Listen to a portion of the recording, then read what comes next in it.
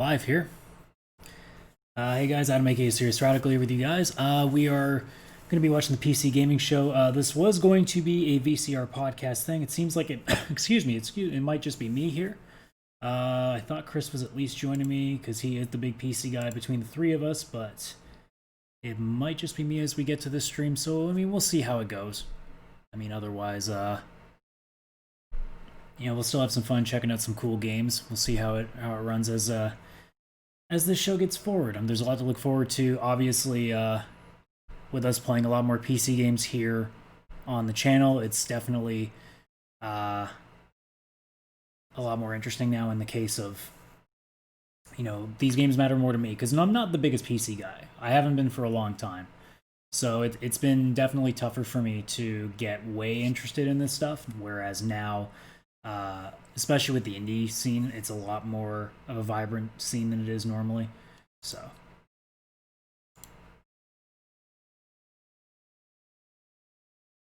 I'm just interested in seeing if the rumor is true about Persona 4 being put on PC, which would be fantastic.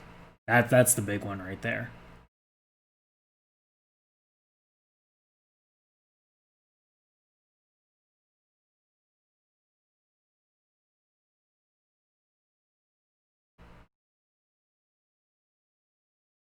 So this will be on YouTube at some point as well. Hopefully that this will all go well. This is the first time I've been streaming in a while, especially with this new setup, so we'll see how nicely that goes. Seems like we're about to start here as well, so as soon as I see that beginning, I will unmute the audio here on the Twitch stream.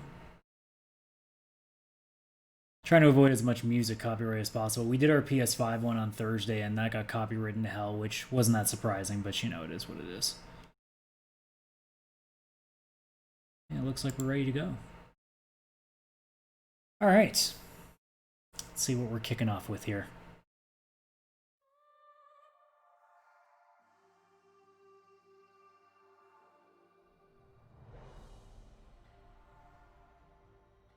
As you guys can see, I'm missing my left eye.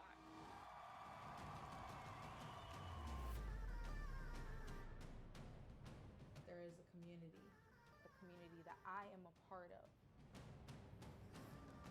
I have no idea how well the audio is going on here, at least in comparison to me and the stream, but Call up my friend, not responding anymore. He's breathing really hard. You know he just had a seizure.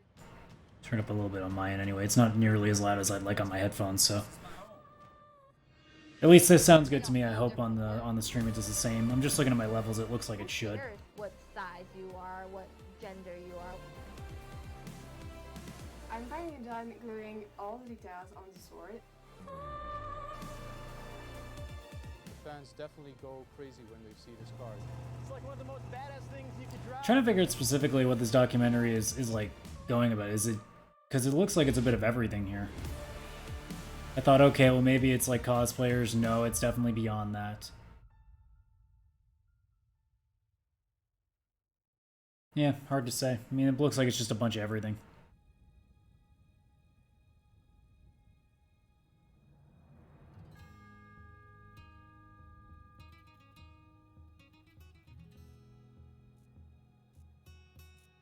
I mean, I'll take flamenco guitar anytime. This sounds awesome.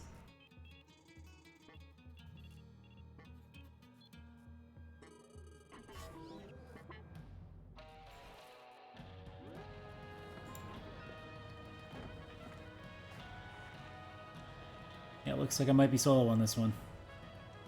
Oh well. I don't know if anybody's going to come across this video or the stream at some point, but I'll probably say this a couple of times throughout the stream. We are a podcast that plans to start streaming now Wednesday nights. That's the plan. Normally we just record offline and then put it up to YouTube. I think we're at a point now that I'm confident enough on putting this stream up permanently and hopefully making this a weekly thing.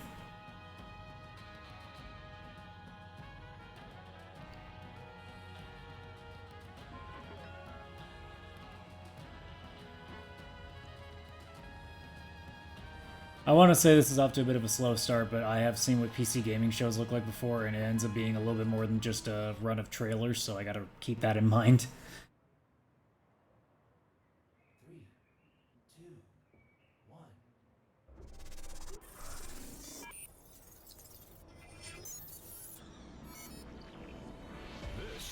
is the PC Gaming Show. For the next 2 hours, we'll show you new footage and announcements for more than 40 games, including the next game from Dean Hall, the creator of DayZ. Oh, okay. Exclusive debut of gameplay footage for Evil Genius 2. Ruthless combat in Mortal Shell. Everspace 2. Epic battles in A Total War Saga, Troy. Torchlight 3. What's coming in the next chapter of Elite Dangerous Mafia Definitive Edition. A look at new world. As long as it's not as bad as Mafia 2 came out, to be in terms of its remaster. Oof, that was rough. Why, hello there, PC Gaming Show. This is Greg Miller, just borrowing your broadcast for a moment to say that later on, I'll be dropping in again to reveal one of my favorite franchises that's coming to PC for the first time ever. If you can name this tune, maybe you'll recognize what it is. See you later in the show.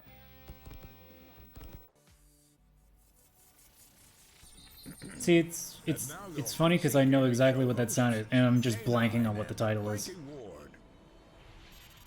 Oh wait, that was Junez. Duh. Persona 4. Wait, I'm wearing the damn thing.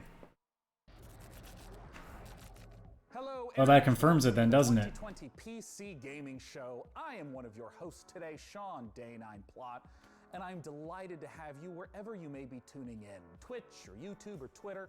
Welcome to our 6th. Jeez, I don't want to make fun of the guy, but his hair's even looking worse than mine is these days with, you know, not having the haircut. In the form of reels, trailers, interviews that we've recorded in the last several weeks. Before we get into that, though, I want to take a moment to address the ongoing situation in America. While we're glad to be showing you some games today, there are many, many more people fighting for something far, far more important: the struggle against police violence and the systemic oppression of Black Americans. I and everyone who works on the PC Gaming Show each year, we know that Black lives matter, and this is not a fight that we are willing to stand on the sidelines for. So what can we all do? There's a great many organizations that deserve support right now, and one of them is the NAACP Legal Defense and Education Fund at naacpldf.org. If you want to support this and get some great games in the process, hundreds of developers have joined together at itch.io to create the Bundle for Racial Justice and Equality. It's a pay whatever you want for the bundle, and 100% of the proceeds go to the NAACP Fund and the Community Bail Fund. There's a lot more resources and information we'd like to share, so PC Gamer has created an ongoing list of ways that you can get involved in supporting protesters. Speaking of hair, looking at my Discord, Chris just said, "Oh, I'm getting my hair cut while I'm watching this." I'm like, "Oh, okay, priorities, I get it." But this wouldn't be a PC Gaming Show without my dear friend and co-host Frankie Ward joining us from the other side of the internet. Welcome, Frankie, and why don't you say hello? Hello, Sean, and hello to everyone watching around the world. We're really excited to be with you again, and Sean, I've prepared a veritable smorgasbord of PC gaming interviews, trailers, and announcements. This year's show features the most games we've ever presented, so grab your beverage of choice, because it's go time. Thanks, Frankie, and I gotta say, your apartment looks quite a bit more like a music video than mine does. Maybe I should have sprung for better lighting. Either way, it's time for the PC Gaming Show. And as I said earlier, 50 plus games. We've been talking to the developers. Now that I look at it, he looks like the bad guy from No Holds Barred, not Zeus, the big black dude that wrestles Hulk Hogan in that movie, but just like the actual like mean like corporate executive from No Holds Barred. I can't unsee it now. And get the show started. All right, DevBot, what do we have for this year's PC Gaming Show? I've downloaded 50 game trailers and 10 interviews, Sean, along with a full report of the most secret gaming layer-friendly dogs, per your request. Australian Shepherds rank 4th among all dog breeds. Oh, dogs get a thumbs up. What should we play first then? Scanning. Processing. My readings indicate that the audience would like to see Vikings. Well, that sounds great. Then let's kick it off with Valheim, a Viking survival game where you'll fight monsters, craft weapons, build and sail ships on an open ocean, all while exploring a procedurally generated landscape. Show me the game, DevBot. Downloading Valheim.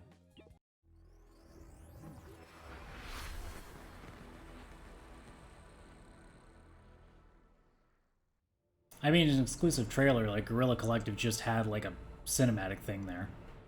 If this is gameplay, then yeah, I guess it's an exclusive.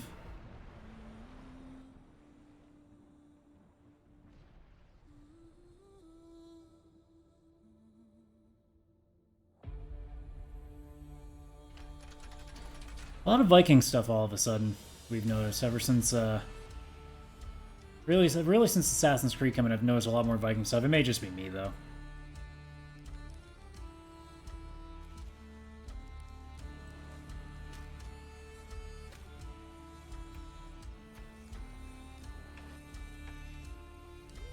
I'm assuming it's third person, so it seems almost kind of like a lot of these survival games, just with a little more of a battle emphasis, maybe.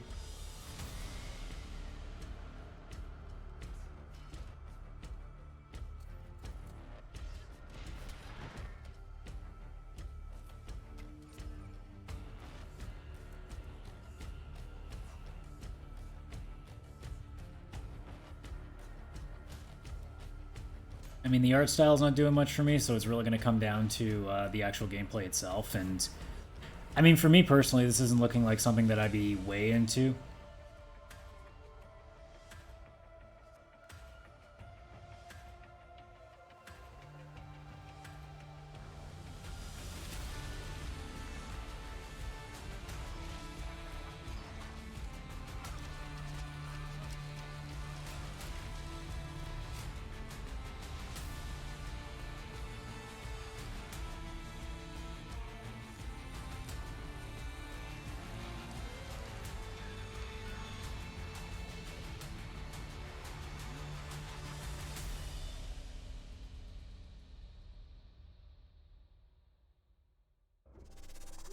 The next game has been in the works for quite a while and is just about to come out. I've been following it the whole time, and if a game that features farming, creature collection, dance battles, and bears wearing pants sounds like your cup of tea, then it's time to put the kettle on and enjoy. Bears wearing pants, you have my attention. More just because I want to know why. Okay, super cute.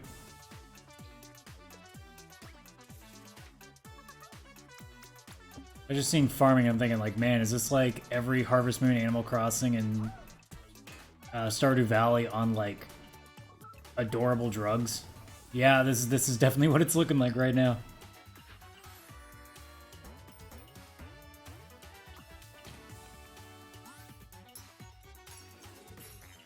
Yeah. Is it the mushrooms? Is that what's causing this trip? Is that what's going on here?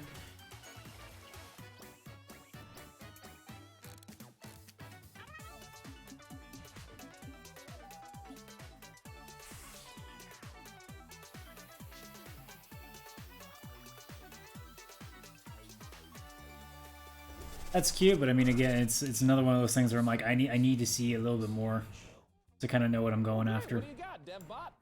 The game is Torchlight 3, a cherished action RPG franchise that features a number of original playable classes.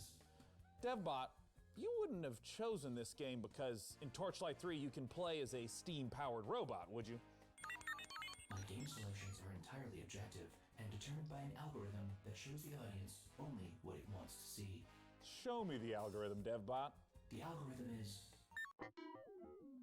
proprietary. Okay, well, let's play the Torchlight 3 trailer, and when we're done, I want to talk to one of the Torchlight 3 devs.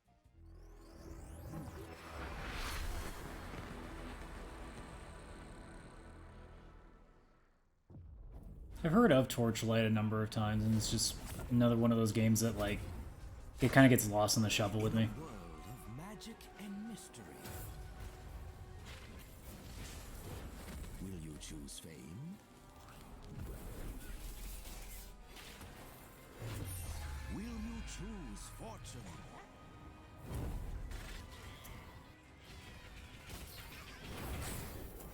Or the future of the frontier?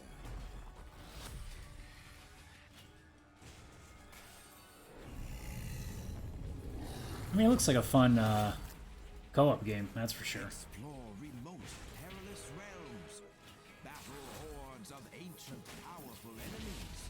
Unite with others to claim your fame and glory. Torchlight 3.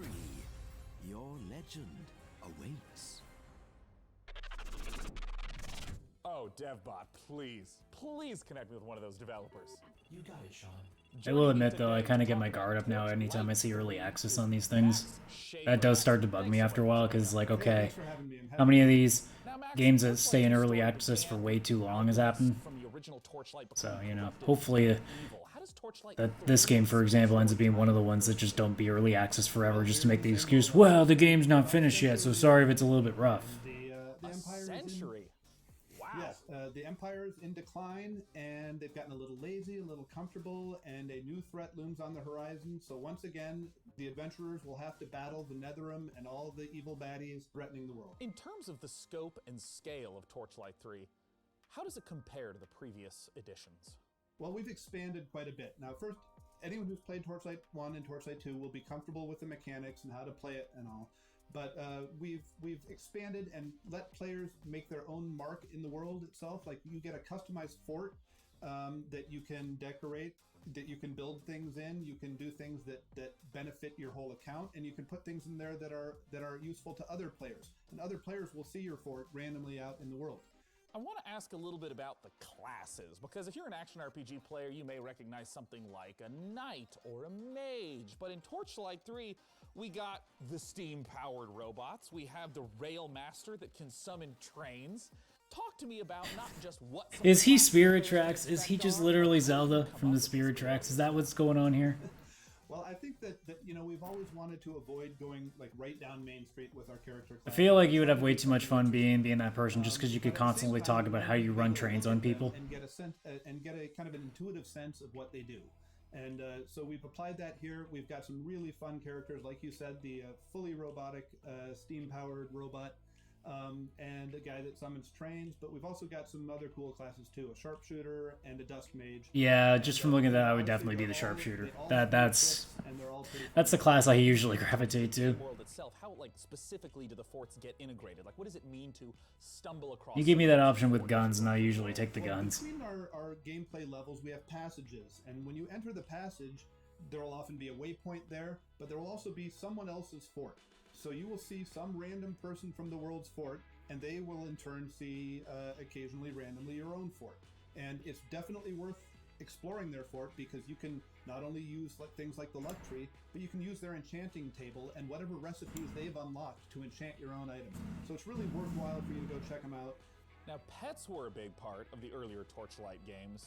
What type of pet-based entertainment can we expect? We have expanded upon the pet. Oh, we got doggos. Yep, we're good. Alongside you, goes and takes your items back to town to sell. But we've introduced kind of a collection mechanic. So you can find pets out in the wild by defeating bosses and make a whole stable of pets that you, of course, keep in your fort.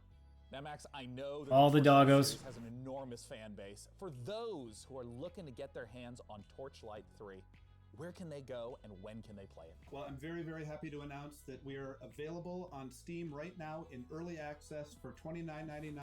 I love it's like, I'm proud to announce, even though the trailer literally just did it 2 minutes ago. PC Gaming Show, you can get it now. Once again, Max Schaefer from the Torchlight 3 team, thank you so much for joining us. I know it's such a stupidly insignificant thing, but every time I see that happen where they do an interview and be like, it's gonna, like, when's it coming out? Your trailer just showed it. You guys should know this. PC Gaming Show. Coming up later, an exclusive look at the next game from DayZ creator Dean Hall. Blanco's Block Party. The first reveal of Sound Mind. And more. Back to you, Sean. Back to you, Sean. Well, hey everyone, I hope you're having a great day. Oh, that was weird. I am, and I know you want to tell me how much fun you're having, but don't shout. The walls are very thick in here. I can see you, though, if you use the PC Gaming Show hashtag on Twitter or Facebook or the PC Gamer forums or a Ouija board. And that graphic didn't work very well either, did it? Oof. I'm sure you've been seeing many of those comments show up live in the show today. And we want your hottest 280 character take that our merry moderators might just select to be on the show. For our next segment, it's time to head on over to Frankie Ward. Elite Dangerous, the space simulation MMO from Frontier, has continued to evolve over the past 5 years. Another game that I've heard a lot Set about in a and just one-to-one recreation never kind of our have come across. fictional Milky Way galaxy, players forge their own path, build and break alliances, trade, fight, and earn the rank of Elite. Join us as we journey into the next era of Elite Dangerous, set to take a giant leap once more. Alright, well, convince me, because I've heard a lot about this game.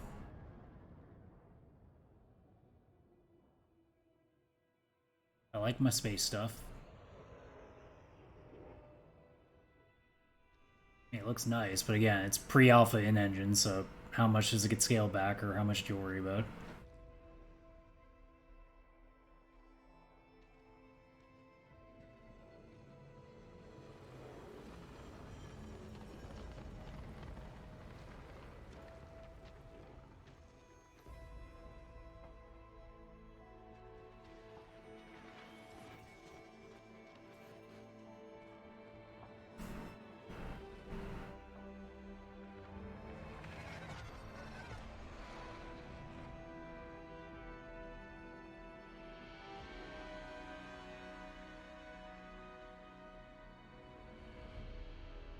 Okay. That's it? What am I supposed to gather from that? I guess I have to be a fan of the series to know. Next chapter of Elite Dangerous is Piers Jackson from Frontier Developments. Thanks so much for joining us, Piers. Oh, you're welcome. It's good to be here. Now, I have a lot of questions about the trailer we just saw, but I'm wondering if you can contextualize a little bit for those who haven't played Elite Dangerous. What is it? So I think the best way of explaining what Elite Dangerous is to understand how big it is. We have created a title that's the most complete, authentic space simulation of any game out there, and it's just vast. It's the whole galaxy. You can explore it. You can take your own path. You can be a pilot, a trader, a bounty hunter. You can do what you want. You can go where you want, and you can do your own thing. And it's that sort of freedom and the ability for people to tell their own story that I think makes Elite what it actually is. Now, in all the streams that I've been following for Elite Dangerous, there's a lot of gameplay that happens in ships. There's a lot of focus on the economy and trading. In this trailer, though, we saw feet on the ground, which immediately makes me ask, what is it that we should expect? What should we glean from the trailer? Oh, I think you've hit the nail on the head. Ultimately, the big new feature that we're looking to release here is the fact that you can now, for the very first time, set foot on our planets. We've created the last edition, really, in terms of going... Oh, so normally it was just more of like a space flight thing, but now you're actually moving around on planets, okay. You can interact with the environment. And we've taken the mission-based gameplay and the idea of forging your own path and creating your own experience that the space game has, and we've transposed that right down onto the planet. For the first time, you'll be able to access a whole pile of new planets, all ones with tenuous atmospheres, and obviously you're going to be able to play this in multiplayer, so you'll be able to join up with your friends. You can experience the game from the ship, from an SRV, and finally from on foot. In what way will this... So I'm noticing in the comments too that a lot of people are saying like, yeah, it's a very daunting game to get into. I think it gives people... It does give me the feeling now that I'm hearing more about it that it is much like Eve to me, where it's one of those things where it's like, man, like it seems like a lot to get into, and also the kind of game that you probably want to spend most of your time into. In terms of some of the other systems that are on the planets, or various resources or points of interest, what are some of those that might tie back to some of the gameplay that someone would be familiar with? So we have new planets that you can visit. You can visit old planets, and we have refreshed the visuals on them, so you can really set foot and be the first to actually make footfall on a new planet. Now, Piers, I have a combo question for you. Elite Dangerous is available right now.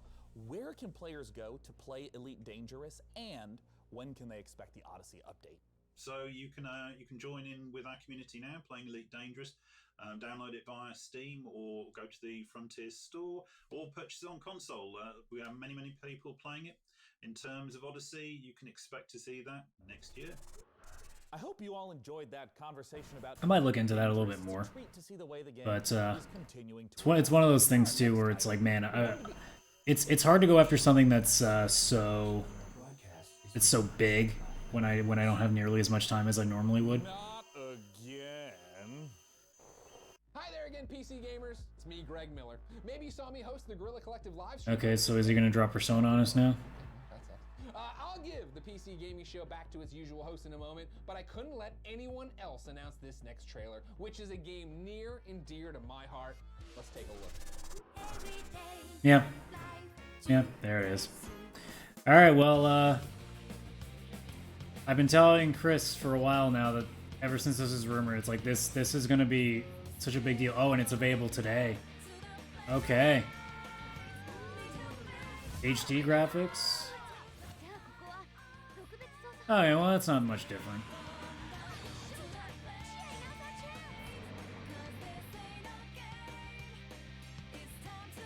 But yeah, this is quite frankly one of the best JRPGs that has ever been made. Certainly one of the best ones on its generation, which was the PS2, and continues to thrive. And I hope too that with Persona 4 being available on PC now, that it opens the door for more stuff, including Persona 3 and 5. The story, the action, the characters, this is something you have. I mean, if there was going to be a game that you pick first, Persona 4 Golden is one of the best ones to start with, so. Anyway, I better hand the show back over to Sean before he gets mad at me. See you later, PC gamers. Well, that was weird. I thought this live stream was supposed to be secure. I'm analyzing the security breach now, Sean. I'm not sure what could have happened. Oh dear. I kind of want that suit. All right then. While we get this sorted out, let's head on over to Frankie. Our next trailer reveals an all-new psychological horror game coming to PC, PlayStation 5 and Xbox Series X early next year. InSound Mind will challenge your expectations as it ushers you through the deepest corners of your psyche. It sounds like every night before I go to sleep, honestly. The game also features a chilling original soundtrack by The Living Tombstone. Courtesy of indie outfit We Create Stuff and publisher Modus Games, let's take a look at InSound Mind.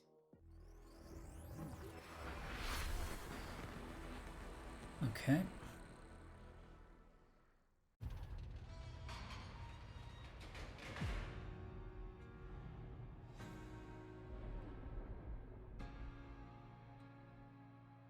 Already seems horror-esque, which already gets my guard up. They say fear is just a state of mind. Oh yeah, this does not look like something I'm touching. But once you find the key to your terror, fear will no longer exist. What a bunch of bullshit. Oh dear.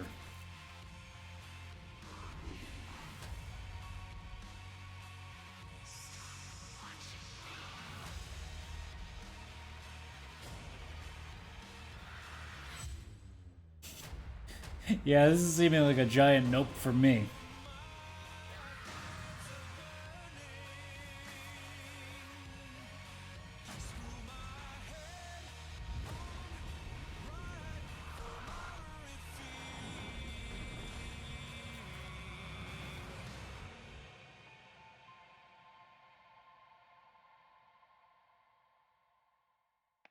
Hey everyone, I'm Ido, producer at We Create Stuff. Hey, I'm Gen, creative director. Hey, Tombstone here. We're the developers who brought you Nightmare House 2, and now we're back. We've partnered with Modus Games and The Living Tombstone, and we're working on a new indie horror game, InSound Mind. Demo is now out on Steam. Let us know what you think. Thanks. Thank you.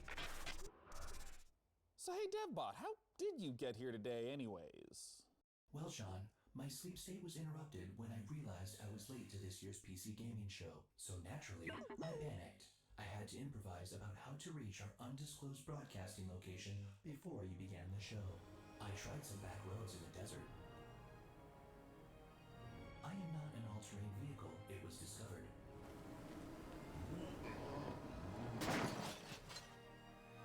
I tried to hitchhike. This is the part of the PC gaming show that I've always had trouble with. It's because they try to be really funny with this stuff, and a lot of it is just really unfunny, cringy humor. I don't know if that's supposed to be intentional or not. This is always the thing I struggle with these shows. It's also why I was kind of hoping that I'd have somebody else on the show to go with, but because it just makes it even harder now. Because I'm like, man, I'm trying really hard to stay with this. Cool. Hey, let's take a look at our next trailer. Airborne Kingdom loading. Like, I don't care about your stupid jokes. Like, just show me the stuff. I like the way that looks. That's a really interesting style.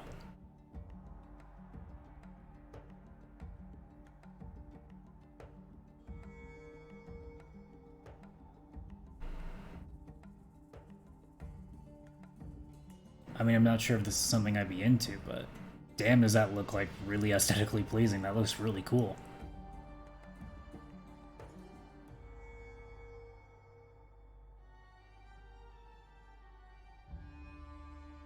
And again, that tells me basically nothing. Good lord. Like, what do you actually do? Are you just building stuff and flying and just getting resources? Like, I don't know. Again, like I said, looks cool. But what do you want me to be interested in here? I'm not pre-ordering a game just because it looks nice. Train armies to fend off deadly trolls and rival clans. The Dwarfheim demo is live right now on Steam. Let's see what the game is all about. Ever since the fall, dwarven clans live scattered across. That looks like a mobile game. They toil every day in the dark and dirt. They try to protect what little they have from rival clans and the vile creatures that roam these lands. Yeah, it's a nope for me. It's a pretty big nope for me. To lead your people. Choose your classes, guide your builders and miners to expand your kingdom, or take up arms with your warriors to protect our town halls and conquer your enemies. Bring us to victory! Bring us to Dwarfheim! So wait, did we have now Valheim and Dwarfheim in the same thing? Sheesh. Somebody find a new syllable. Thanks, Sean. And now let's take a look at the lineup of games and game updates coming from indie publisher New Blood Interactive.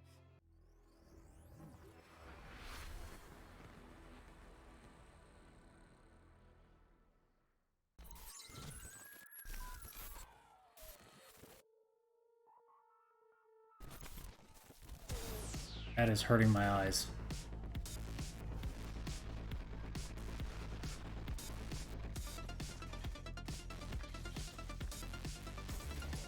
Okay.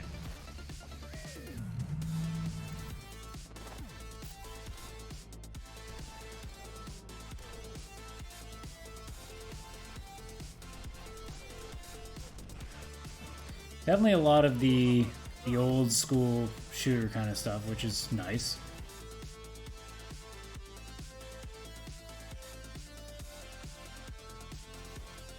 I'm not that nostalgic, so I wouldn't go out of my way to go play these, but I always think it's cool to see these things coming back.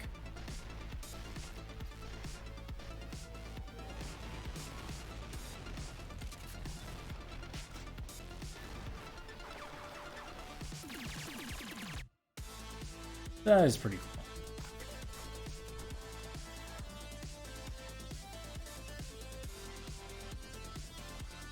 That's pretty nice. And then, yeah, I've seen this a few times now in different shows, and every single time I watch it, it actually legit hurts my eyes. Like, good lord, I don't think I could play that game and not, like, get, like, I don't know what the word would be, but eye sick, maybe? Like, I would not want to stare at anything for a while.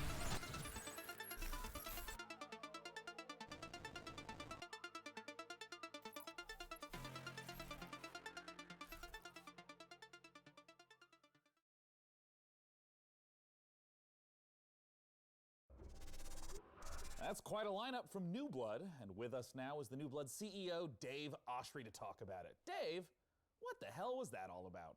Yeah, so we got a lot going on, right? I mean, some guys come out here, they show like some cinematic trailer and then tell you it's coming out in a year. We got 6 games and you can play all of them right now. We couldn't afford to do a cinematic trailer if we wanted to, right? So yeah, Dusk.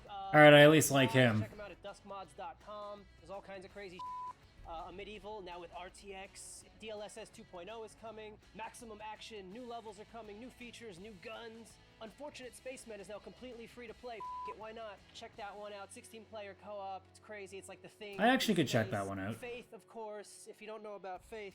Now you know.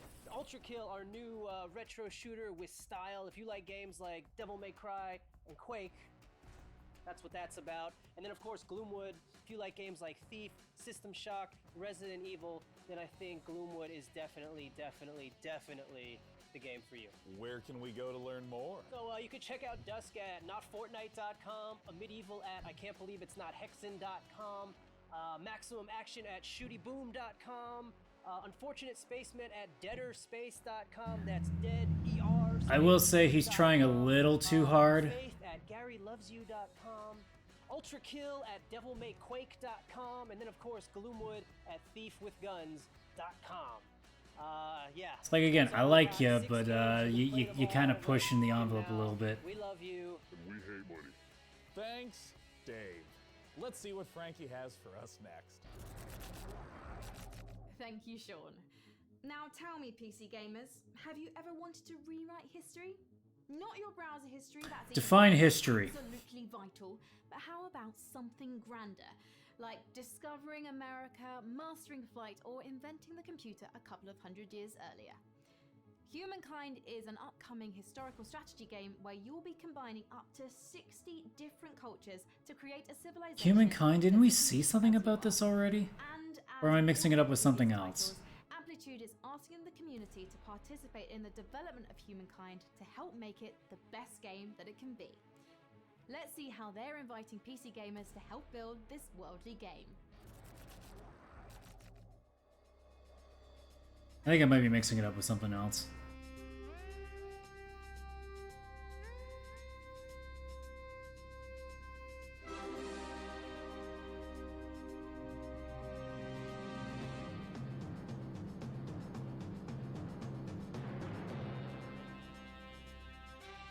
I mean, I'll take a plus on this. Oh, that sounds like a person.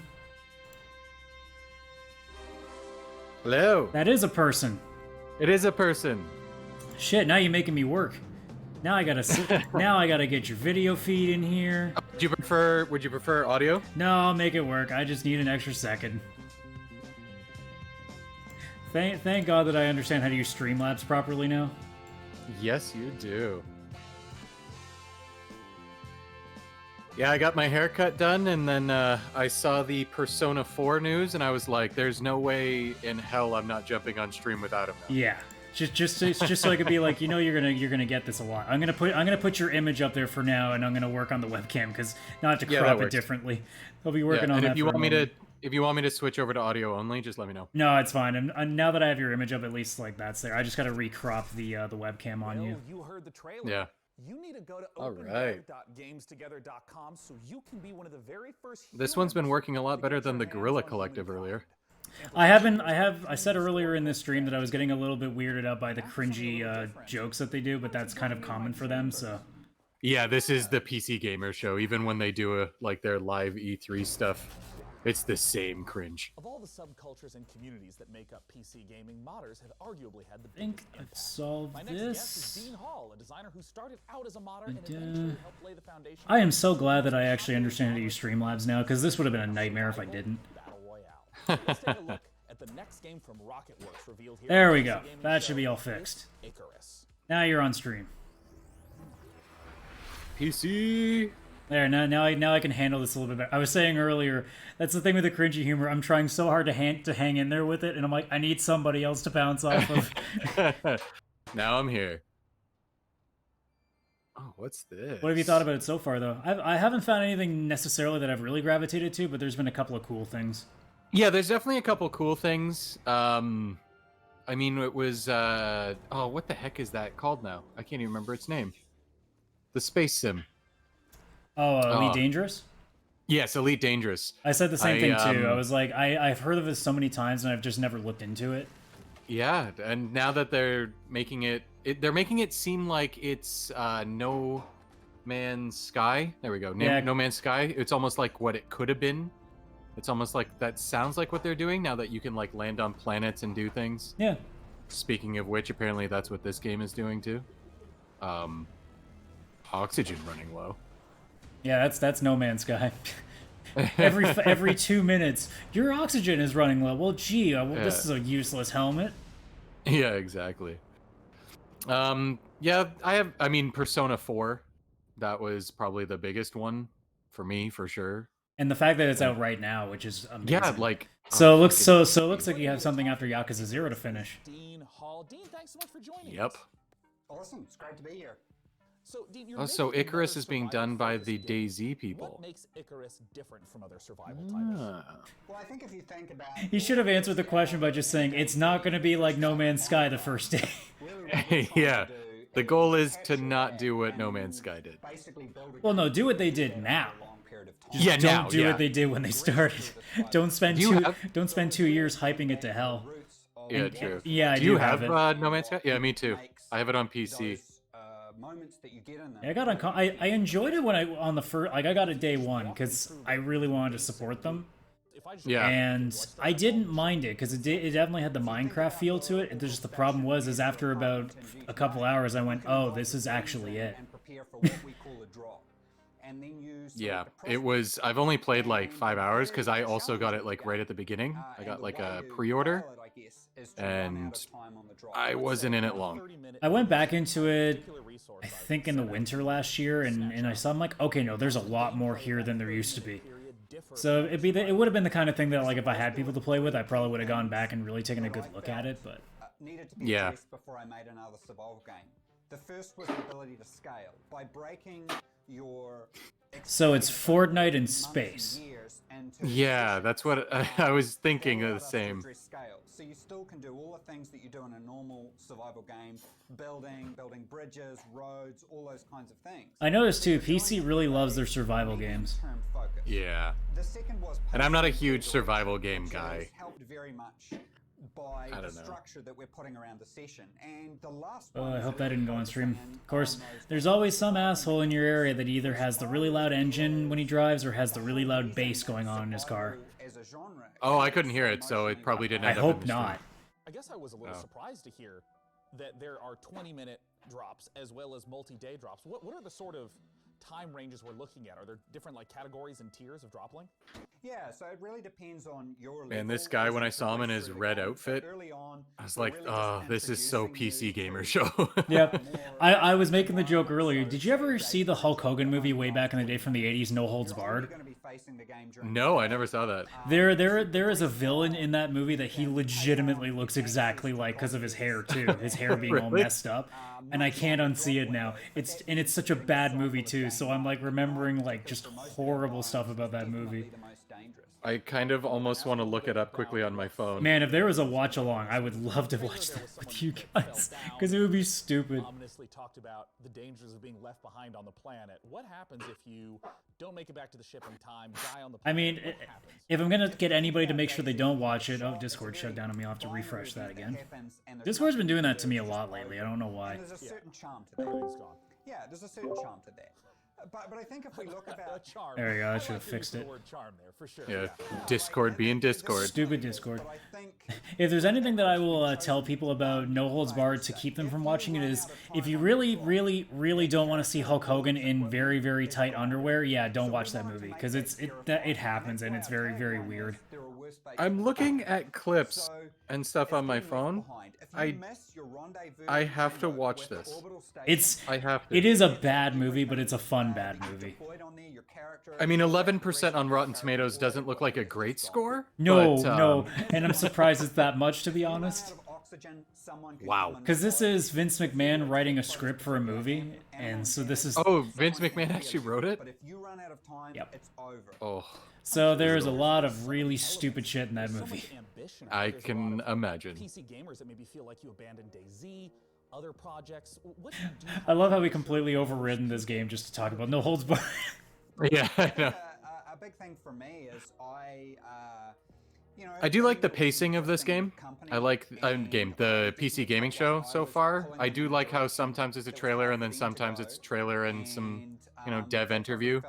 It really depends on what you're in for. Like, I mean, now that there's somebody else here, I can handle this. But on my own, I'm just like, okay, no, just get the games out. I don't know what to do in between all this. Yeah, exactly. I had to learn many of those things through failure. I like that the PC gaming show's even got all the comments going through on the bottom. Yeah, it from definitely makes Facebook, it feel Twitch. more like a kind of something that everybody's a part of, and not just Yeah. The best teams I've ever worked with. I wonder if they've got to be checking these to make sure Oh, somebody absolutely. isn't just. They tried earlier to do a live tweet thing or a live comment, and it failed Yeah. because however the graphic was set up, things were overlapping each other, so it just looked like a jumbled mess. Cool. So they haven't gone back to it since. No, I think this is good. It's from YouTube, Twitch, Facebook, Twitter. That's a lot of different places that they've got going in. I mean, you're It's pretty basically you're just copying text and pasting. So I'm sure they got like one person just going through it and just mass like grabbing a bunch of Yeah. stuff. Yeah. We just see one come up and it's just like, fuck! Like, whoa! Yeah, that would be a little weird. Very cognizant of Yeah. how That wouldn't be ideal. we need to provide games. No. So at the moment, we're really sort of heading into that. Well, Dean, thank you so much for taking the time to talk to us. Awesome. We really appreciate it. I don't know, this game was something I'd try, but I don't think it's something I'd buy. I don't know. Yeah, it's one of those things too where you'd be like, I kind of need to really research a Yeah. lot into this. Yeah. When you're an Oh, guinea pig, I'm in. It's important Yeah. to have your own sense of Is style. that? Oh, I was like, is that alive and real or stuffed? And it moved, so it's real. That would be even weirder if it wasn't real. I'd be like, why are you holding like a taxidermy guinea pig? Yeah. Because PC gaming show, that's why. That is true. Just give all the home appliances RGB lighting. Here's the world exclusive first game. She said RGB lighting. That's the most PC thing you can say. Yeah. Yeah. Oh, Evil Genius. This is done by Square? I Who saw is it that a actually tiny bit of it in their intro, and I was like, that looks like something kind of fun, actually. Yeah. Like They're just fun little games. Just a PC build your games. own, villain hut. Yeah. Your own secret Villain lair. hut. Build your evil lair. I got really sad though in their intro because they were showing some old game footage while they were playing music, and they showed a little bit of Theme Hospital, and I was like, damn it, EA, that was another thing you killed. Yeah. Yeah. I never realized Theme Hospital was actually that old. Oh god, yeah, that's what, like Yeah. early 90s, I think? Maybe a little bit later? Yeah, I think it... Yeah. This looks pretty, This looks like fun. I think this is something I would enjoy. It's Yeah, kind of like... It would the definitely be Sims like a style. good, like, chill, like, $10, $15 game. Yeah. Yeah. Speaking of price, did you see how much they've made Persona 4 on Steam? No, I hadn't looked into it. Sorry, what was that you cut out? $23. That's how much it costs. That is a really, really good price for PC. Yeah, like I was expecting And- 30. and I it- was honestly expecting $39.99. And it's not even like the base version, it's everything. So it's their improved version with HD graphics. That's a really good price. Yeah. They do have a digital deluxe edition for $29, but it's where you get like a digital art book and the digital Yeah, yeah. soundtrack, which I'm assuming the soundtrack's probably on Spotify or something. It probably actually I don't think Shoji Meguro's stuff is on Spotify yet. And if That it is is, something and if I it would is, it isn't the consider whole getting then. thing because I think I would have had. Yeah, there's no way I wouldn't have not had these things on my list by now. This is true. Yeah, so I'm not gonna buy Persona today, but probably during the Steam Summer Sale in a couple weeks. Yeah, because you'll probably see it drop like 25% at least. Yeah, yeah. Even if it's 10%, it's better than it being full price. But I mean, even if it doesn't, $23 is really good for something like that. Yeah, and that's gonna get you. That's a good 50, 60 hours right there. Yeah, yeah. So I'm definitely picking it up, and I'm gonna play it after Yakuza. That's why those shiny Yeah, let's see. What's the average time to beat Persona 4 Gold? Yeah, 80 hours, 25 minutes is like seems to be like an average, and that's you can make it so much more than that too if you really like take the time Yeah, to that's go like do base everything. game plus a bit of extras, but not completionist kind of thing. Yeah. So what is this, more Godfall? I think. Yeah, I think so. Yeah, this is Godfall again. Which, like we said on the PlayStation podcast or the PlayStation video, it's like you gotta it can't just be like it's basically a looter shooter but with swords instead. It's it's Borderlands with swords. Yeah. It just feels, I don't know. It's not like it looks bad. It just doesn't look exciting. It doesn't look like it's something that's gonna be like a game changer, really. Yeah. I mean, you're right. It looks great, but yeah, it looks beautiful. It looks like it would probably be fun. It's just when we But say I'm it looks just- great, we're not saying like it looks like a game that we're gonna go nuts in. It just looks aesthetically great. Yeah. Who knows? Maybe one day it'll go on sale like a lot. and Yeah, then like I'll pick it up and play it. I don't have any interest because again, I don't even see the quirkiness of it. Because I mean, at least with Borderlands, like there's a quirk to it. Yeah, it's got a personality. This has no personality. Maybe that's what it is. I think that's probably a good way of looking at it. It's a game, but that's all it is. Ancient Yeah. plates, lost in time, each with their own characteristics and long. And again, like through the various trailers we've seen, and we'll see through this, but I don't know if we'll see anything that does it. I'm not seeing anything that stands out. It's just a game, right? Yeah. with third-person melee combat. Yeah, there hasn't been many games that have really been shown today that really stand out for me. Some I definitely want to try, maybe even some I'd buy, but there's nothing that I'm overly excited about besides Persona. Yeah, That's the only one that I was really. I'm trying to think if maybe like I'm all worn out from the PlayStation one because there's a lot of stuff that we got interested in. Yeah. But Plus, I mean, there's a lot of showcases happening right now. yeah, I think so far like I still got to go back and watch IGN Day 3 just to see what came up there. Yeah, I haven't watched Day 3 either. Tougher challenge, which we'll have to leave for another day. Please check out the Godfall channels on Twitter, Facebook, and YouTube. Thank you so much for taking a look at Godfall. Also, I've kind of just really have no like for Gearbox right now, so Yeah. When PC gamers think of iconic I'll definitely get Borderlands 3 eventually, but it'll be one Game of the Year edition and on sale. our next trailer shows a project that's Epic will put it on free sometime. Yes, or that. while taking advantage of some very modern visual effects, like glorious enemy dismemberment. From Bounding Box Software and Humble Publishing, this is This girl could be April O'Neil. Oh, it's a Humble published game. Doom and Humble Bundle mixed?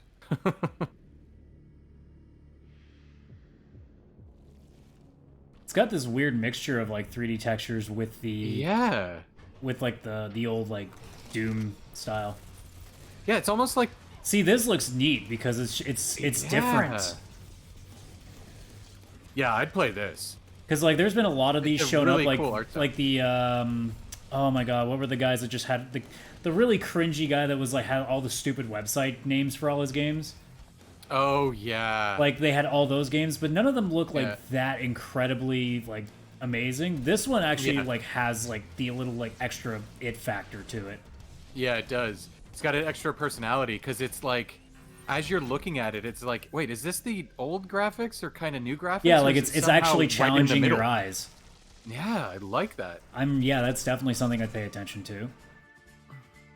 Okay, you This have the has word tactics? tactics. Okay. Yep, I'm in. Yep. I'm in. I'm in for this. All right, there's the first one that I'm I've like, wanted a yep. tactics game so bad. I know there's a couple on PC right now and console. I'm still waiting for Fell Seal to drop in price because I want to check that one out. It's one of them. Yep. There's that. There's Wargroove was more like advanced tactics. Yeah, Fell Seal looks amazing. This looks like straight up just This is Final like- Fantasy Tactics. Yeah, this is Tactics Advance right here. Yeah. This looks like this for me is something I would pick up and play immediately. Absolutely, yeah. Yeah. This is probably enough the second most hyped game I have so far from today.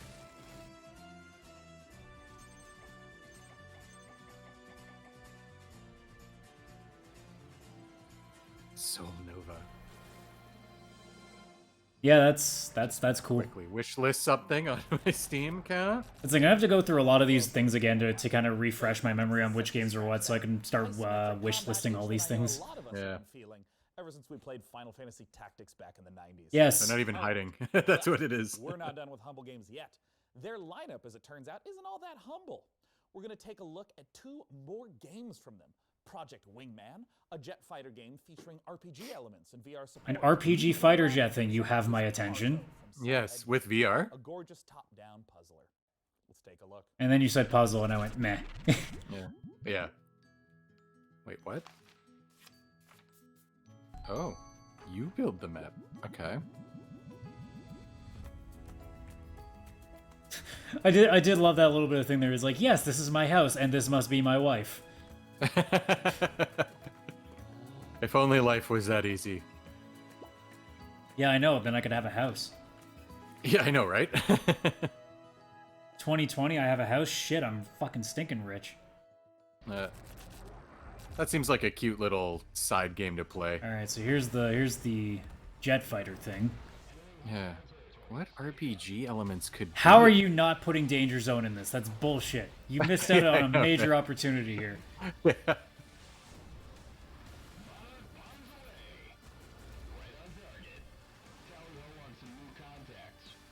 What's the RPG elements? That's the thing. It's not telling us anything. That doesn't say anything to me. No. This just seems like a straight up fighter jet game. Yeah, it's just another fighter game like a Warhawk or anything else. Yeah. Hey, DevBot, have you ever wondered what Gordon Freeman's voicemail message sounds like? Sean, that is an intriguing inquiry. However, If there's one thing I don't want to hear anymore in the show is the fucking robot stuff, because they've all been horrible. Why does this keep happening, Yeah. DevBot? What's with the security? Except for when the guy in the teddy suit just randomly showed up. That was funny. That was pretty cool. And when he was first driving or rolling his way to the show, it's Kane Oh, from hello. fucking Fuck yeah, it is. Command and Conquer. To deliver an important mission briefing. You must capture the GDI base marked at these coordinates. This is a strategic. And Hell's March is playing. Just kidding. It's me, Joe Coogan, and I can take over this broadcast because I do what I want. Look. I love how Sean's just sitting there being like, how is everybody hacking my fucking show? Yeah. This is something I really want, the Command and Conquer Remastered Collection. I was huge into Command and Conquer when I was younger. I want this purely for the nostalgia. I played you a can lot actually of the see what the original vehicles Red look like Alert. now. I don't know if I would go back to, because me and RTS games, now that I've gotten older, I just have not gotten into. I really liked the first Red Alert, so I think I'd have to go into those ones at least. Like, the closest one I can think of that I got really into is Divinity Dragon Commander, but that game was more of an RTS game that had, like, almost Dragon Age, like, Mass Effect level, like, storytelling in it and decision-making. Yeah. Yeah. So there was that little bit of extra stuff to it. But even then, like, those games, I don't know, I don't attach to very well. Yeah. I definitely want the Command and Conquer one, but RTS other games, I don't really have any. And gather with your friends to hang out, play mini games, and create together. This is Blankos Block Party. Blankos Block Party. Why do I know this name? Maybe I just saw it in passing. I don't know. Legend tells of a place Well, that's trippy as shit. Oh, I saw this briefly on something. I think the IGN Summer Games thing.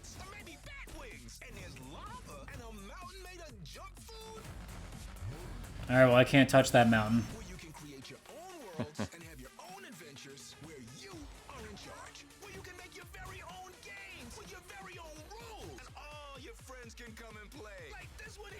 So it basically comes off a lot like some of these games we've been seeing lately, like Human Fall Flat, where it's more like you're making your own Yeah. experience in it.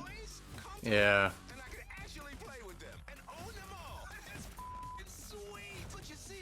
A little bit of Sackboy, Little Big Planet feel. Yeah, these kind of games I never really think about too much because it comes down to you actually having to be in a community. Like, sure, Yeah. assuming somewhere down the road we have like an audience of there, like you could actually make something out of it, but on your own, these games just don't work really well. You need like you need a community group for of it. people. Is Blankos. Blankos it's a game about vinyl toys kind of coming to life and where they go when a human leaves the room. But So basically, it's like all those things you buy at Hot Topic coming together for a game. content creators Yeah, and exactly. gamers and collectors to come together and hang Yeah, out like you gotta build like the world. and games that they really And there are people that love that. There are Oh, people yeah. that go in and really love That's the that. thing. The shit we've seen in like Dreams, for example, like there's been a Yeah. lot of incredible stuff that's been done, but you gotta hope that people are still sticking around doing that. Cactus grenade launcher, Yeah, exactly. little cactus balls. So it's all about kind of like arcade fun shooter stuff. And you can set that up as a team shooter. You could have squads. You can do a bunch of stuff with it. You can even just have it free for all. Some other stuff we're going to be dropping is race toys. So you could just do point to point. You could build a super sweet like platformer and just go A to B. You could do laps. And then another one is, because Blancos, they all survive on good vibes. That's kind of what powers them. So another one you could do is actually just a vibe collection. And Also, I have to immediately get my guard up to anything that does the floss dance in it now. do a race, Yeah. and then you could drop some guns in it, and it can be a race. It seemed like there was a couple Fortnite dances in that video. Yeah. So you have these huge flexible tools, this community focus.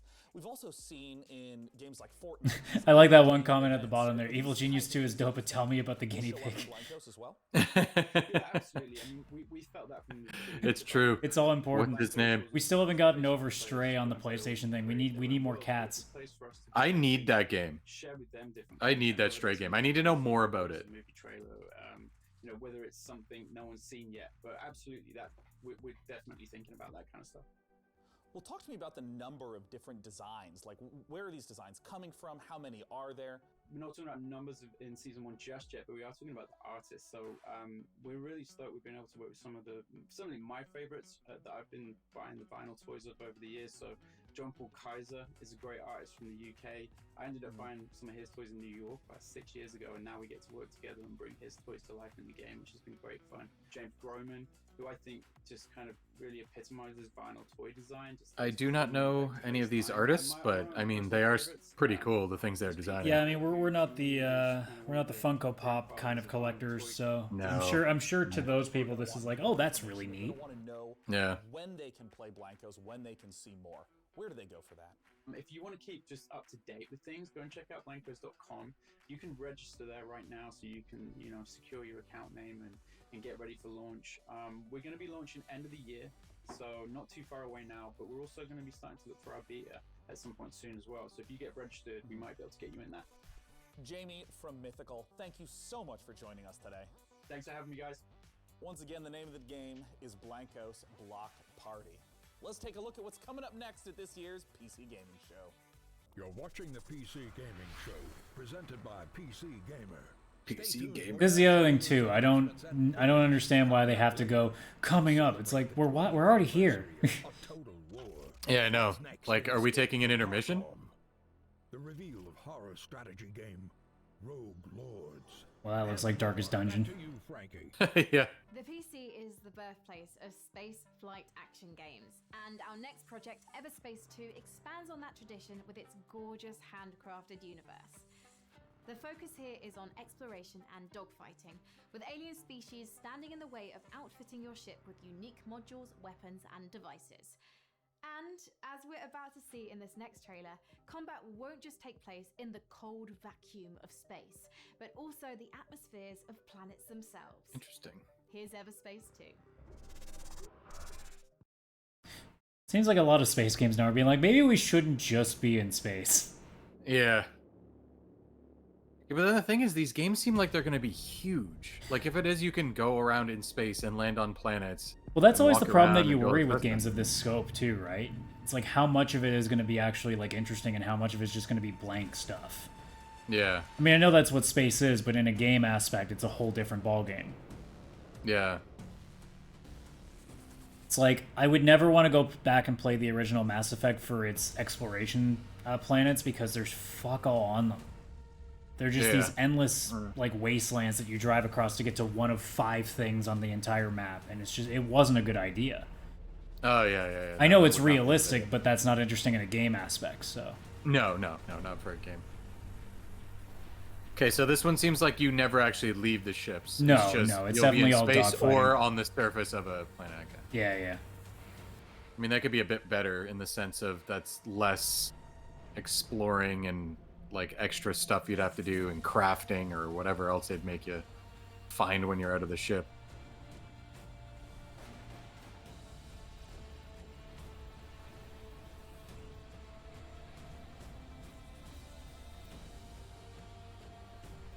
And it's actual gameplay, which is nice. Hard to tell, but yeah, I would assume it's gameplay. They're just taking all the HUD elements off. Yeah. which no one would ever do because then it would be impossible to tell what the fuck you're shooting at. Yeah, I know, right? Oh. Closed alpha.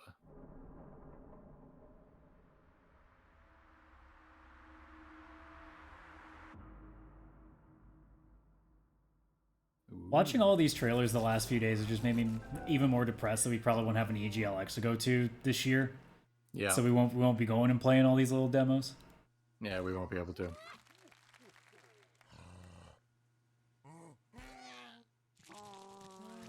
What the fuck?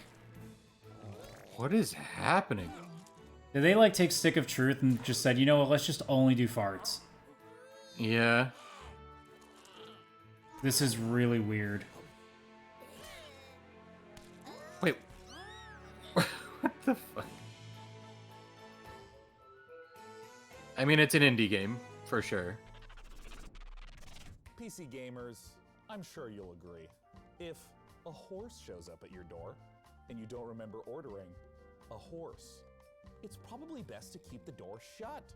One of the coolest things about a Total War Saga Troy, the next game from Creative Assembly, is that it will enable players to... I know you're trying to make a Trojan horse segue, but you could have just moved. Ugh. I know, cringe is their thing, but ugh. I'll get the door while you watch the latest. No, it's a horse. No, it's gonna be not a horse. It's totally not a horse. Oh, God. Speaking of RTS games where I have no interest. Yeah, I've never played a single Total War game. Like, the closest you could get to me to playing like RTS is Civ. Yeah, and I do love Civ. Civ is a lot of fun. Besiege the legendary city of Troy in 3 ingenious and equally devastating ways, all based Those around water common graphics. theories from throughout the ages as to what the iconic Trojan horse really resembled. The walls of this city may appear to be mighty, but no defenses are impregnable. That's not a horse. Using gargantuan Yeah, siege like- towers, take the fight to the walls. Slaughter the Trojans atop and force them back into their pitiful city. They cannot throw spears that far. Yeah, I was gonna say, are those arrows? You cannot throw spears like that. The enemy are unaware of your presence. What the fuck? To retain your advantage once So apparently the Romans were supermen. Yeah. So they had the super soldier serum long before Captain America ever got it. That's how this all took place. I knew something was up. Use guerrilla tactics to sabotage the unbreachable city gates, leaving the Trojan warriors defenseless, allowing the Achaean soldiers to Like, I'm sure the guys who do the javelin throw in the Olympics could probably throw that far, but that wouldn't be every fucking soldier. No, it would not. nature's might. In a land ravaged by earthquakes, patience. Uh-oh, everything's broken. Send your troops forward. Troy is yours for the taking.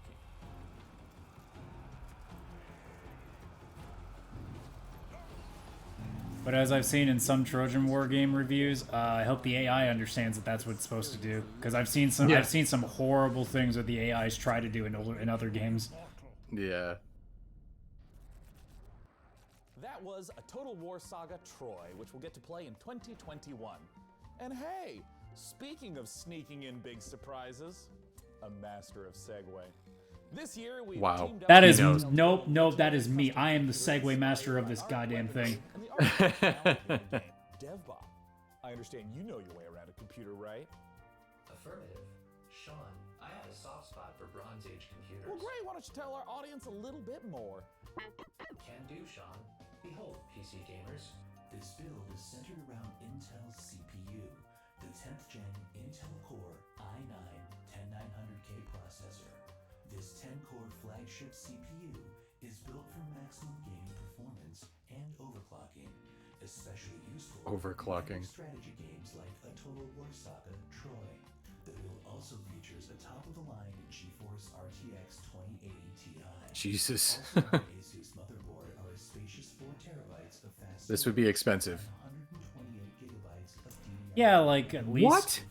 128 gigs of RAM? for a Total War game. What? And temperatures are kept at a nominal level thanks This is just some custom build, like, you can win this thing. Yeah. Like, that's the kind of thing that's like $5,000. At least. Why would you need that much fucking RAM? PCs are more than specs. They're a passion. When we build a PC, we form a relationship with that PC. I don't know, you ask a lot of PC Master Race folks, it's specs. Yeah, it's specs. It's not a relationship you're having with a piece of machinery. A PC modder with over a decade and a half of experience. I mean, just look at the arguments right now that these new consoles have been starting to pop in. Yeah. This epic artifact. DevBot, cue it up. Hey, my name is Brian Carter, and I've been building custom PC mods for over 6 Some of these are pretty cool. I was gonna Like, say, just this for- is neat. Saga Troy, Yeah. a very special custom PC project that we're thrilled to debut at the PC Gaming Show. Join me in a 4-part video series as I take you through each stage of the Scratch build process. We begin with the inspiration and design phase, where we figure See, out here's the thing. This isn't that much of a custom build, because all we did was just build a platform, put all the PC stuff in it except for the Yeah, graphics this card. isn't the exciting one. i9-10900K processor. Then I'll Like, everything is inside the box, really. Yeah. And then he just put some props on it. It's not. This is not an exciting build. Yeah, like this is something you show. Like, I wouldn't. Even if I got it for free, I'd be like, I'm just gonna scrap this thing apart, take all the pieces out, and then just get a case for it. Yeah. Can win this PC from DevBot's loving clutches. Head on over to PCGamer.com/IntelPC to learn more and enter for a chance to win. $10 says we can't win it here in Canada land. Return to more PC Yeah, Gaming no, Show there's no action way. With the fantastic Frankie. Last year, Remnant from the Ashes challenged gamers to take on monstrous creatures in a post-apocalyptic world. Today, we're excited. I'm gonna look it up just for the sake of it. I gotta see. I gotta do see. it. Man, if you win, that'd be so good. The fate of humankind is at stake. It's time to bring an end to the root once and for all. This is the world reveal of Remnant from the Ashes, subject 2923. So yeah, 10 gen Intel, i9, 10900K, oh god, this thing is breaking apart.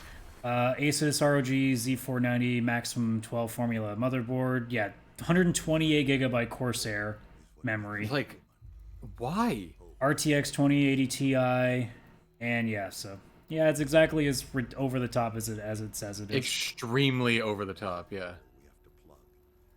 I'm trying to find. See, the problem is the mobile version of this is just breaking apart on my phone. I'm trying to find it.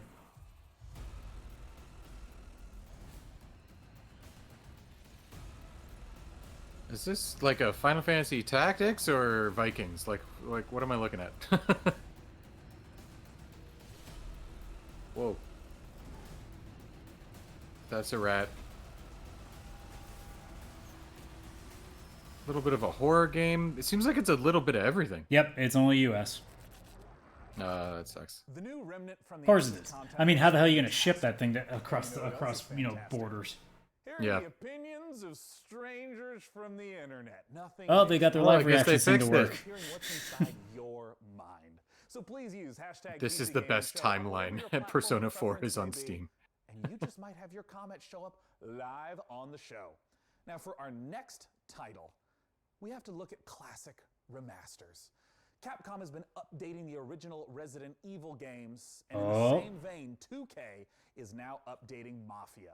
Oh, okay. I thought they were about to suddenly pop in Resident Evil 4 remake. I'm like, oh, yeah, that's a nice get.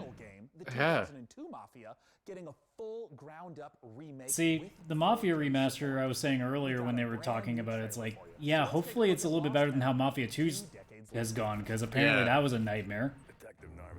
Yeah, I never played the original, so I'd actually be interested in trying the original now.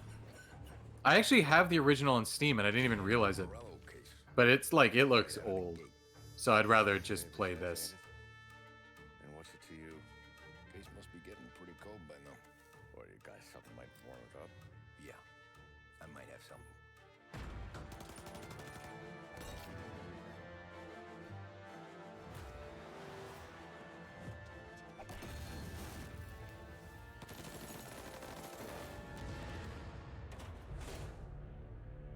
What do they call you, son?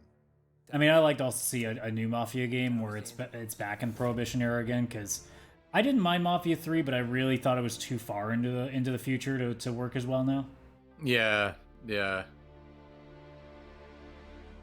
Because like Mafia 2 is that sweet spot. I love that game. Man, DevBot, after Still, I haven't played any Mafia game. I gotta play them. They're in the backlog. Sean, I have left that life behind me. I'm programmed not to form relationships with organized crime. However, I can call one of the developers of Mafia Definitive Edition. Well, fantastic. Let's ring him up, DevBot. Joining me to talk about Mafia is the president and CCO. They're talking about crime, Chris. You heard it here first. They're going to talk about illegal activity. Thanks so much for joining us today. Yep. Thanks for having me. So for people who haven't played the original Mafia, which is a 2002 release, talk to us about this. I didn't realize it was that old. Oh yeah. Ground-up remake. I think the first That's a one. fucking PS2 game. Yeah, the first one was a PS2 game, if I'm not mistaken. Yeah. I think every console's had one Mafia game, if I'm not mistaken. Is that how they had it? Yeah, that would make sense. During the 1930s. Yeah, I'm pretty. Yeah, Mafia 2 was a. I got it on 360. Loosely based on Chicago. And as a member of the Salieri crime family, he really gets embroiled in a war with the Morello crime family, and we kind of explore. And if I'm not mistaken, too, the character in Mafia 1 moves forward into Mafia 2 as a small character. The main character in Mafia 2 moves on as a small character in Mafia 3. So they kind of did a nice little bit of carryover with it. Oh, that's cool. More than just a new coat of paint on a game from Maybe I'll make it where once the remaster for the first game comes out, I'll play like those 3 games in a row. Every cinematic was reshot and all the gameplay was completely redone. Now, we've kept all the same big beats from the original game. The story is the same for the most part. All the big plot points are there. All the missions are there and represented.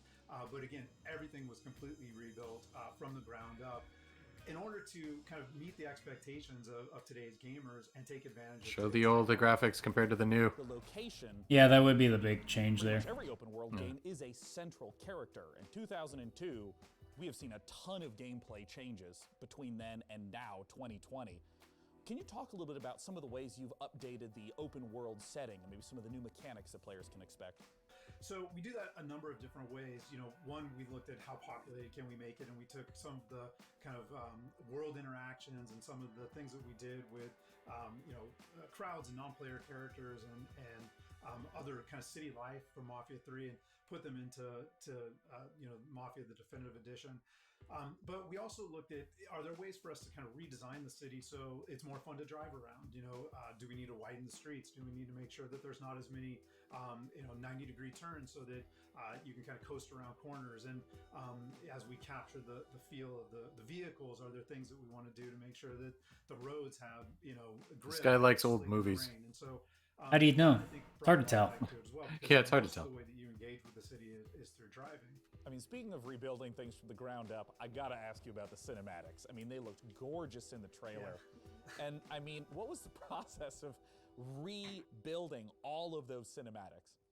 For us, it was really, how do we recreate these? Again, taking advantage of some of the cutting edge stuff that we've been doing at Hangar 13. So, we have, really great facial scanning and likeness capture technology, a state-of-the-art mocap facility.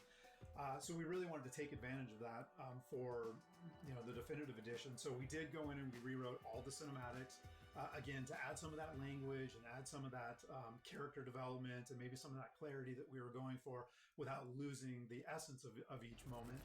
Well, now it's time for my favorite question. Yeah. When can we play Mafia Definitive Edition, and where can people go right now to learn more? Sure. So we are looking at an August 28th launch date, and Ooh, the Mafia games make me all warm and mushy inside. Nice comment. Right now, but I'm really confident, really bullish in that date right now. If you want more information, you can go to mafiagame.com.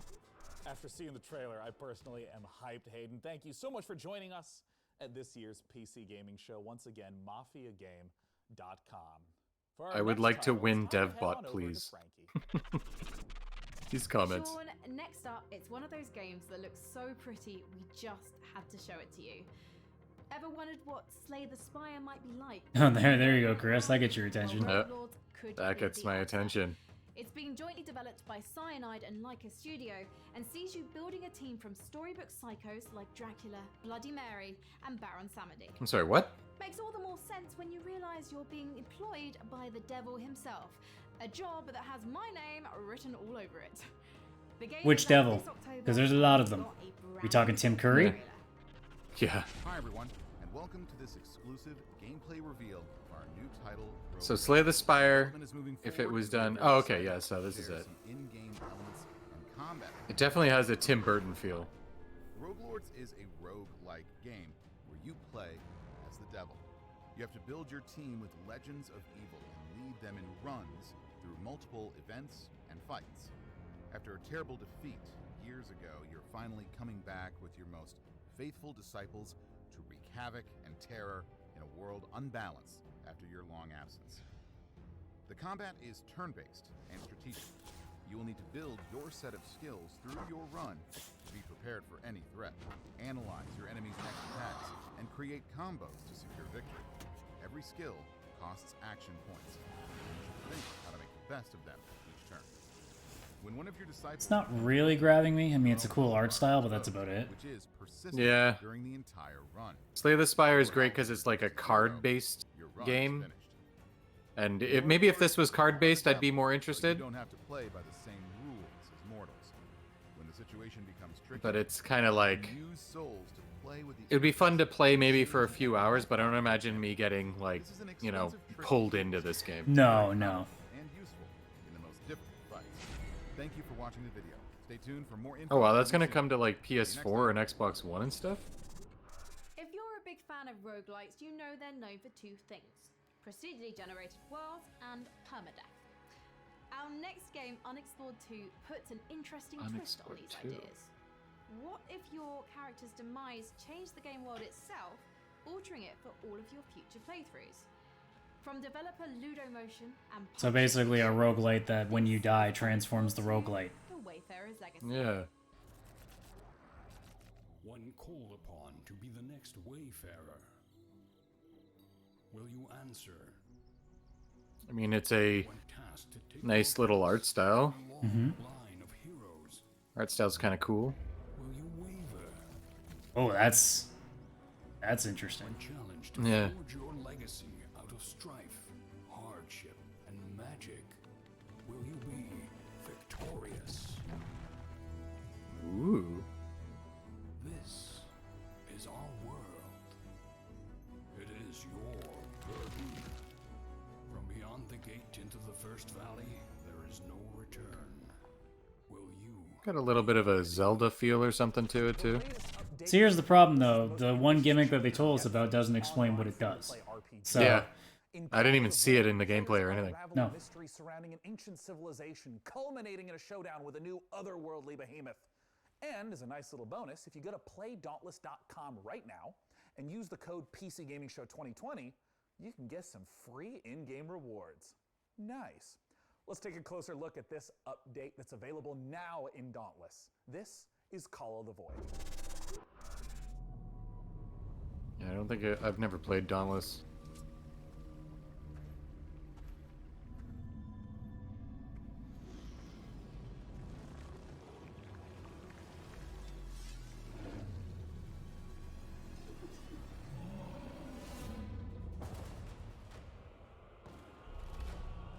isn't this Valve's like attempt to go after League, or is this somebody else's attempt at that?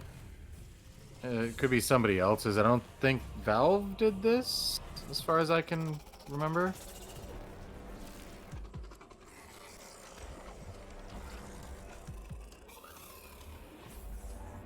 It definitely feels like something that's trying to go after League. With like a more Fortnite look. Yeah.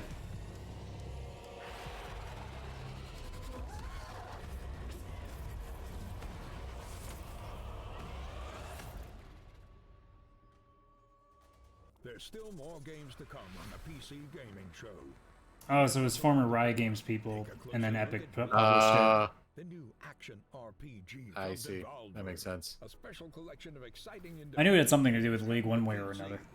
Yeah. Frankie. There aren't many games about being in nature, which is why Among Trees caught my eye. In this first person Yeah, there's a reason there's not a lot of games about being among nature, is because they weren't really good games more often than not. Yeah, there's not many I can think of. Go wandering around like Snow White. Wild, deadly beasts share this painted world with Like that one scuba diving thing that we saw in the produced by a 3-person in the, Yeah, in the Blue, I think the IGN Expo thing is where it started. Yeah. There's a reason that there's not a lot of those games. Yeah. That game's already out, by the way. It released, like, I think either that day or a day after or something like that. Yeah.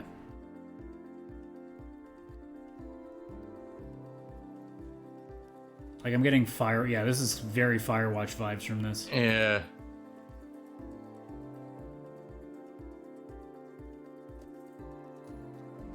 Why are there so many friggin' things of cutting down trees and building shit in these trailers?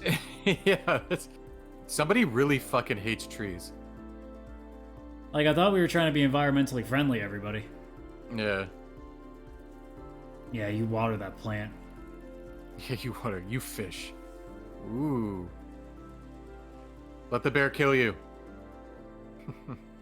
Oh, it's actually just called Among Trees. It looks nice, but again, it's for a specific kind of demographic. And it also doesn't even feel like there's much of a story to it because they didn't even give that away. Like No. Firewatch, when they first showed it off, it felt like there was actually like a mystery to it. Yeah. In video games over the years.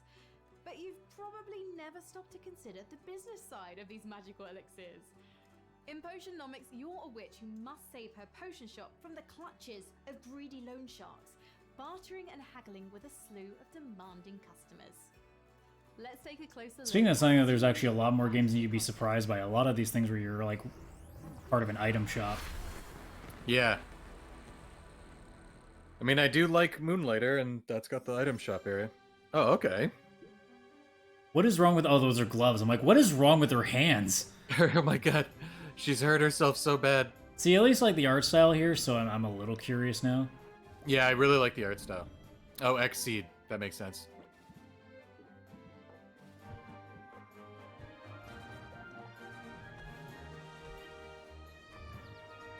Yeah, I really like the art style here. I mean, do you ever leave the shop, or...? That's the question. Wait, you're playing like Hearthstone to barter with people?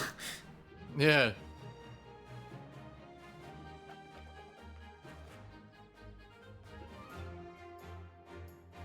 Also, that girl is half tree. Yeah. Whoa, that guy's a walrus. We're gonna get banned from Twitch now. That was clearly some titties that just got shown on screen. I mean, it's interesting how they're handling the bartering in this game. Yeah. I'm a little curious about it. I'm not 100% sure.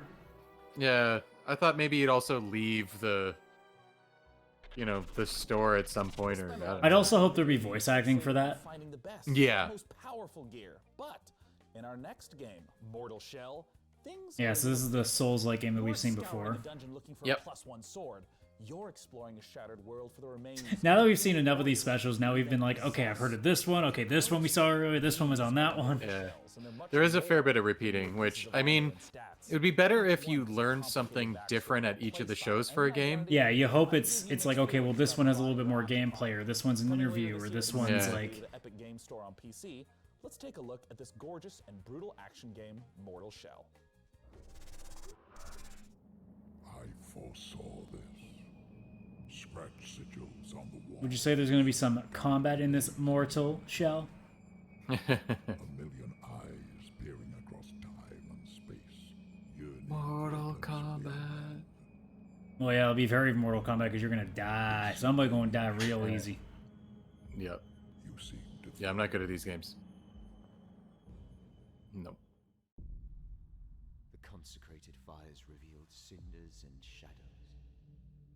But beneath it, Yeah, every time I try one of them, I'm like, okay, I'm getting okay hang of this. And then the first boss comes to be like, nope, I have not got any hang of this. Yeah. Yeah.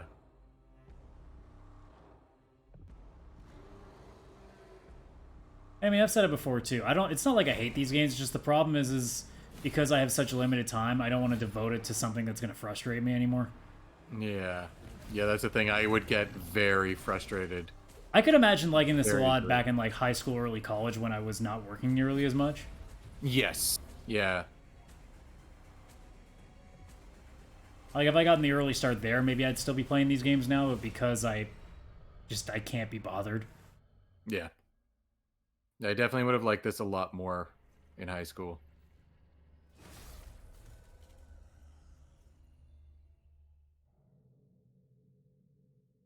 Oh, oof. It's a cool image. But wait, there's more. We've gotten a chance to see some of the core gameplay of Mortal Shell, but now it's time to talk about bosses. Bosses are a classic staple of this type of RPG. Yeah, because they kill you 1,000 times over. You see a boss that isn't just a one and done. Oh, yeah. Instead, it's a constant adversary throughout the campaign. Oh, that's cool. Is a mysterious figure who stalks the player throughout Mortal Shell. Mhm. As you grow in skill and master new weapons, so will he. The clip we're about to watch shows the player's very first duel with the elusive adversary. Let's take a look. Well, my curiosity was be like, can you kill him early and then he goes away, or does he just keep coming back? Yeah, like, I feel like he's part of the story, so he's just gonna keep showing up.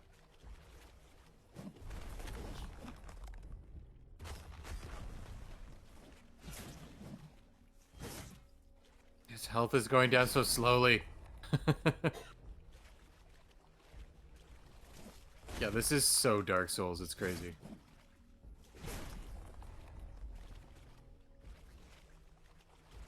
My question is, if he's petrified, why aren't you attacking him, or is it just because it's going to be no damage? Or is it like time is freezing? I can't even tell what's happening. Like, why wouldn't you attack him there? That's the part that I'm not understanding. Like, it has to be. Why are they getting petrified? It has to be like an invulnerability thing. Yeah. Yeah, well, there it goes. That showed us right there that it just deflected off of him. Yeah. I guess it's something it does periodically just to fuck you up on your timing. Yep. Because it looks like when you hit him, when he's petrified, he immediately counterattacks, so maybe that's what it is. It's meant to lure you in. Oh.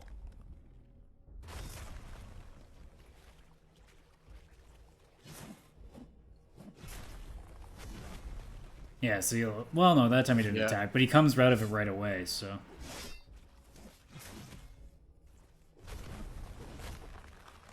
See, I'm already stressed out and I'm not even playing. Yeah. Then you go to GDQ and you watch somebody just go nuts on it there, and you're like, that's not fair. Yeah, that's not fair. Like the one girl who did all the bosses blindfolded. Yeah. Oh, yeah, that was... Holy shit.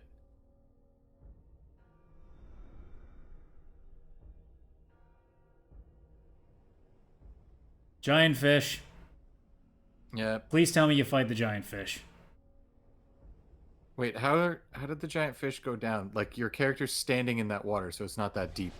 Oh no, you got eaten by the giant fish. Typically on the PC Gaming Show, we don't spend too much time talking about the Nintendo 64. But the beauty of PC gaming is that one way or another, almost all games... It's not Super Mario 64 PC.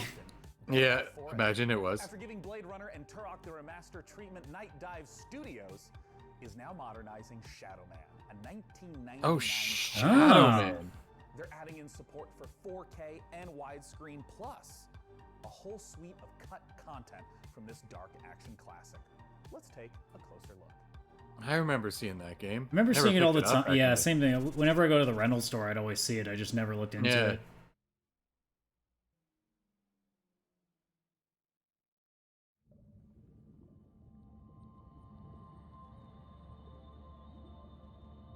Night Dive.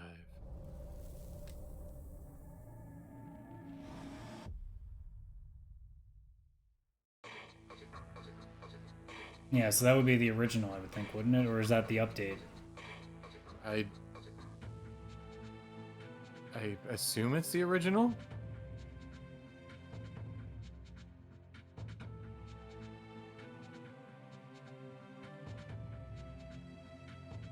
Or are they keeping it as is and just making it 4K and widescreen?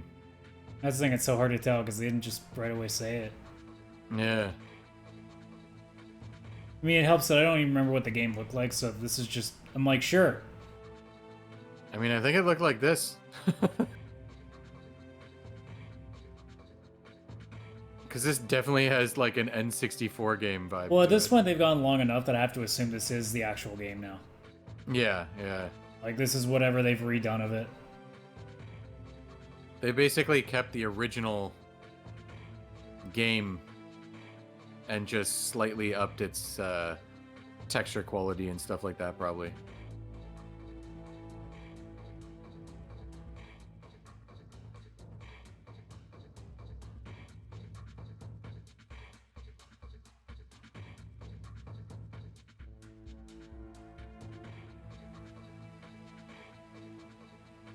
Okay. Yeah. I mean, it's pretty neat. I like that this one company keeps bringing back all these N64 games. Yeah, that's still neat. Been here at the PC Gaming Show 6 years running. From Tripwire Interactive, the president himself, it's John. Oh, Tripwire. Why the... My god, why am I forgetting which game this is? I'm so excited to be back with you again to talk. I can't remember what they make. Stuff happening at Tripwire. Yeah, you guys have been doing a lot of stuff, and I just want to kick off by asking, talk to me about Killing Floor 2. Thank you. Oh, Fuck, Killing Floor. God damn it. Perilous Plunder Summer Update. It's got 4 new weapons: Blunderbuss, Glock 18, Kaboom. That's another game. Like, it's on sale for Steam right now. We need to pick this up. It's Left 4 Dead, just but crazier. Yeah? It's fucking good. With rewards until July 2nd. I think it's like I'll pick it up. I think it's like $10 now. It's free on Steam. Oh, for a nice. week, so you can go play it. I also have to ask about the follow-up to a game that was announced at the PC Gaming Show, Chivalry 2. Talk to me about That was the other one. I'm like, I know I've fucking seen Tripwire already with trailers this week. Yeah. And Chivalry 2's coming along. These great. games are just It's fun. so fun. Oh, yeah. And we're excited to announce some big news. Crossplay. Like, Killing Floor 2 isn't mission-based, it's just straight up just survive. Yeah. And they have a lot of crazy archetypes too. a game that has been so popular on Twitch. Talk to me about Maneater. Oh, Yeah, Maneater? They we're also so made excited Maneater? To get Maneater out the door, you know, we've shown it to you guys originally in 2018. We had all that fun with Frankie. I and remember Charles that with from last year. Missing. The game is doing great. People are loving it. So much fan love. So many fan videos. We're just really happy to have it out there, and people. Why are you calling them fans? You should be calling them fins. It's such a Oh, game too. that was a miss. You've talked a little bit about what games, what has been. They jumped the shark on that one. What's coming up next? Tripwire? So I wish we could come forward and announce an all-new game, and that would be great. But I can give you a few hints. So Chivalry 2, you know, is in process. It's going to be coming out in the not too distant future, hopefully. Maneater, we're taking the community feedback and we're looking at things that we can add to the game. So you haven't seen the last of Maneater. And Killing Floor 2, you know, the game came out in 2015. So we're really thinking about what's next for the Killing Floor franchise. So stay tuned. Yeah, I'd be pretty psyched for a third one. Any indicator, John, Yeah. I'm sure I'll see you at next year's PC Gaming Show. They definitely filled a hole that Left 4 Dead left behind. Thank you very much. Yeah.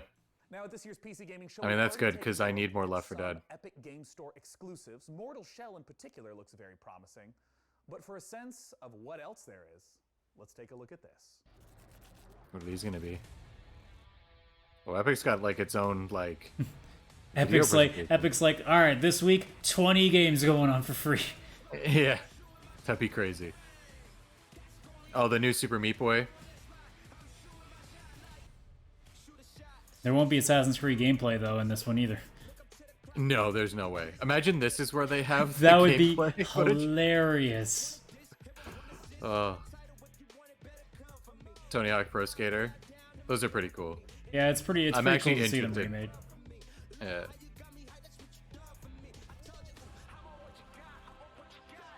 Super Meat Boy finally getting a freaking sequel. It's crazy to think about how long it's been too. Yeah, like 8 years or something at least. Oh, I guess that's Life is Strange guy's new game. Yeah. Oh, they're finally Surgeon doing another Simulator Surgeon 2. Simulator? Oh, shit. Yeah. And this Ooblets from earlier, it's like This Animal Crossing looks meets interesting. Pokemon meets Harvest Moon.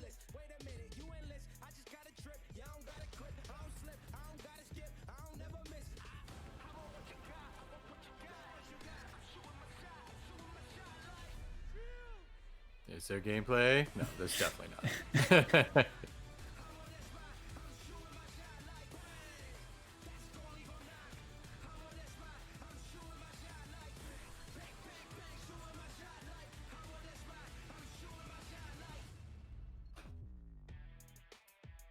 And I'm sure that because of course I'm not looking at the Twitch chat for this thing, but I'm sure the Twitch chat in there is being like, fuck Epic. Blah, blah, blah. Blightbound Oh, is a yeah. player dungeon crawler where you and your friends explore unique dungeons, fighting a terrifying cadre. Oh, they're smart. Emote only chat. Grab valuable loot and Ah. recover fallen heroes. You can the person streaming can set it so people can't talk, only put emotes. Onto Steam Early Access later this year as an ever-expanding game with new maps, new heroes to add to your roster, and new loot to retrieve through free updates.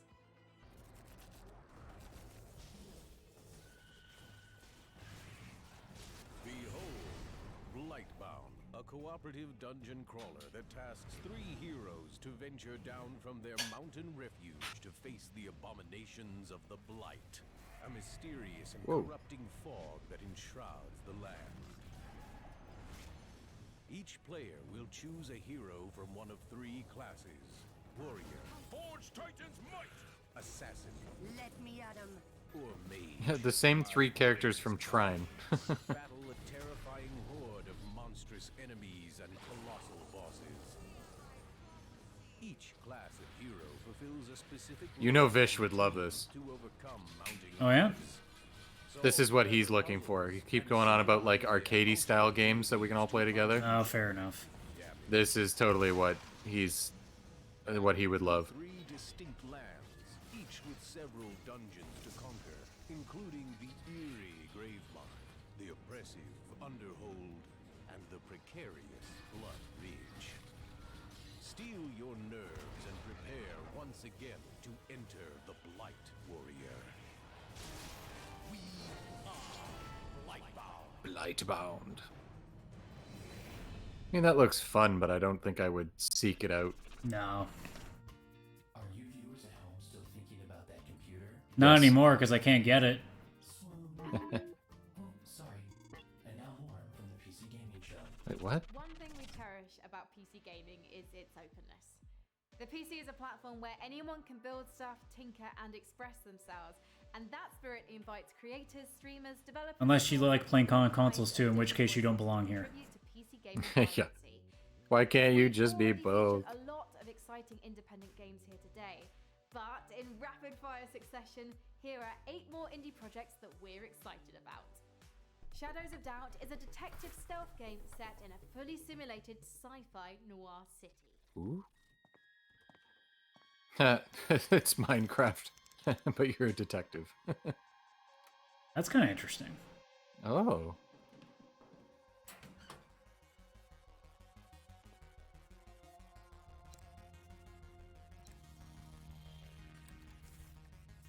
Yeah, this is pretty neat. Yeah, I can't lie. I kind of like this. Yeah, like I like this. In the Forgotten City, you fall into an ancient Roman utopia only to find it full of people, mysteries, and difficult moral choices.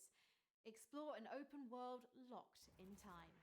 Each day I grow more and more afraid that our time in the sun is almost up. Somebody is about to end our lives. It's based on a mod. Your job is to figure out who and stop them. This might be like a Elder Scrolls mod that's just been made into a game. Yeah. If you fail, Find your Interesting. in Paradise Killer, a first-person open-world murder mystery. Play as investigation. A whodunit game? Love Dies. Yeah. They explore the world, uncover the facts, and breathe life back into paradise. There's been a murder. Last night, Paradise was killed. I am investigation freak Lady Love Dies. What the fuck is with that outfit? What is happening? It's my job to scour the Whoa, streets she of can Paradise to jump. hunt for evidence. Any one of these psychopaths could have done it. That person's an actual skeleton. Paradise won't be easy. When love dies, all that remains are the facts. Paradise Killer. I need to see more. Yeah. Is an RPG about the journey of 2 lovers escaped to a lost planet. This game looks interesting. I saw this earlier. Oh yeah, the one where they like float around, but they also kept showing them like making out several times. Yeah. Where I'm like, all right, guys, we get it. You're trying to sell people on like, oh, there might be sex in this game. Yeah. It's a relationship simulator. At worst, I kill them. Whoa, you. Oh, come on. Okay, now that I've heard the voice acting, I don't care anymore. That was horrible voice acting. Yeah, that wasn't. If you're I didn't gonna even know convince- there was voice acting. If you're gonna until now. convince me that these two like each other, you're doing a horrible job. Yeah. Oh, come on. Don't be scared of me. It's coming Oh to Xbox yeah, Game Pass. baby. Oh. What is with all these like criminal syndicate games too? I don't know. Cartel Tycoon. I want it to be like a SimCity, but you're running a cartel. like And I that's what think it that's is. what it is. I actually love tycoon games or like sim games like this. Well, you're gonna be building your own cocaine. Oh, just like real life.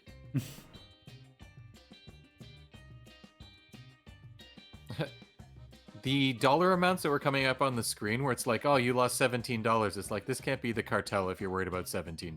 Yeah, no kidding. Trash Sailors is a survival co-op adventure game. That'd be us. Dangerous, ruined Yeah. world full of junk Oh, Tiny Bill. where you and friends must survive the great. Oh, they're just publishing it.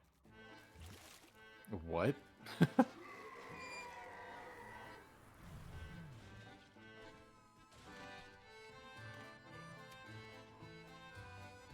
This is hurting my brain. Yeah. This is like that game Raft. I don't know if you know that one. Yeah, I've heard of it.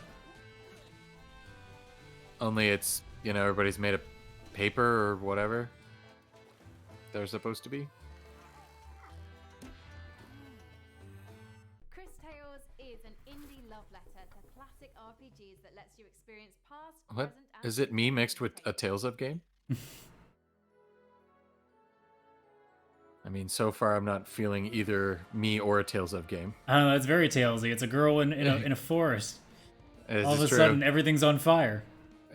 Kill God. It seems like a Chris Oh, game. I think I've Everything's seen on it. fire. You can go between different timelines. Oh no, maybe I'm thinking of something else. Yeah, this is definitely Talesy.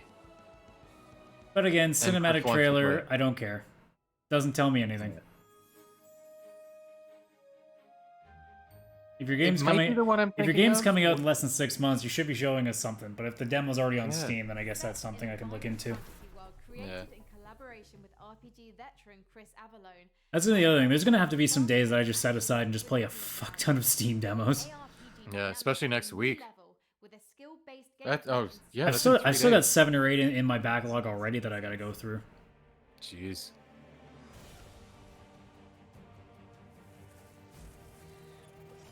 A unique combat system.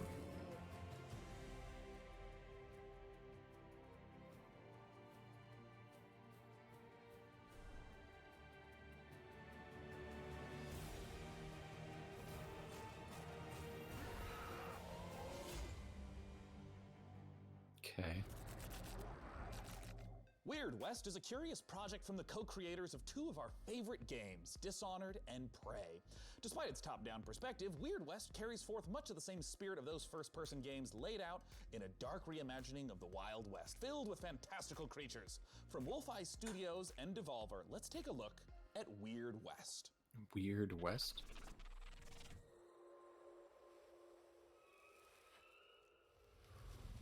I mean, it's Devolver, so weird seems like a good title.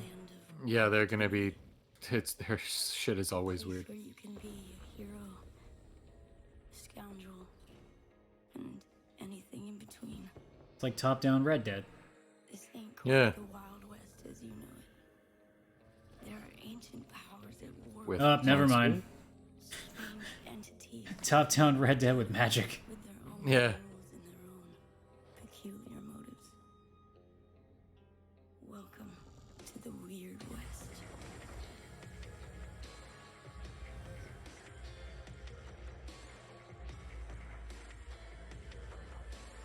I mean, it's nothing like Dishonored and Prey, but yeah, they do. yeah. Putting definitely the have- names attached to it doesn't really say much at this point. Yeah. If it was a first-person game, then I'd be like, okay, that makes sense. Yeah, but this is completely different. Yeah. Oh, stream, hang in there. Hang in there.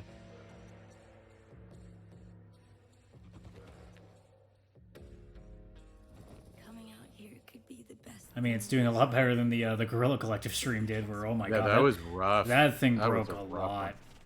one. Joining me to talk about Weird West is the president and creative director at Wolf Eye Studios. It's Raf Colantonio. How's it going, Raf? Hi, I'm great. How are you? I am awesome and eager to talk about this game. And I want to start with something very straightforward. What is Weird West?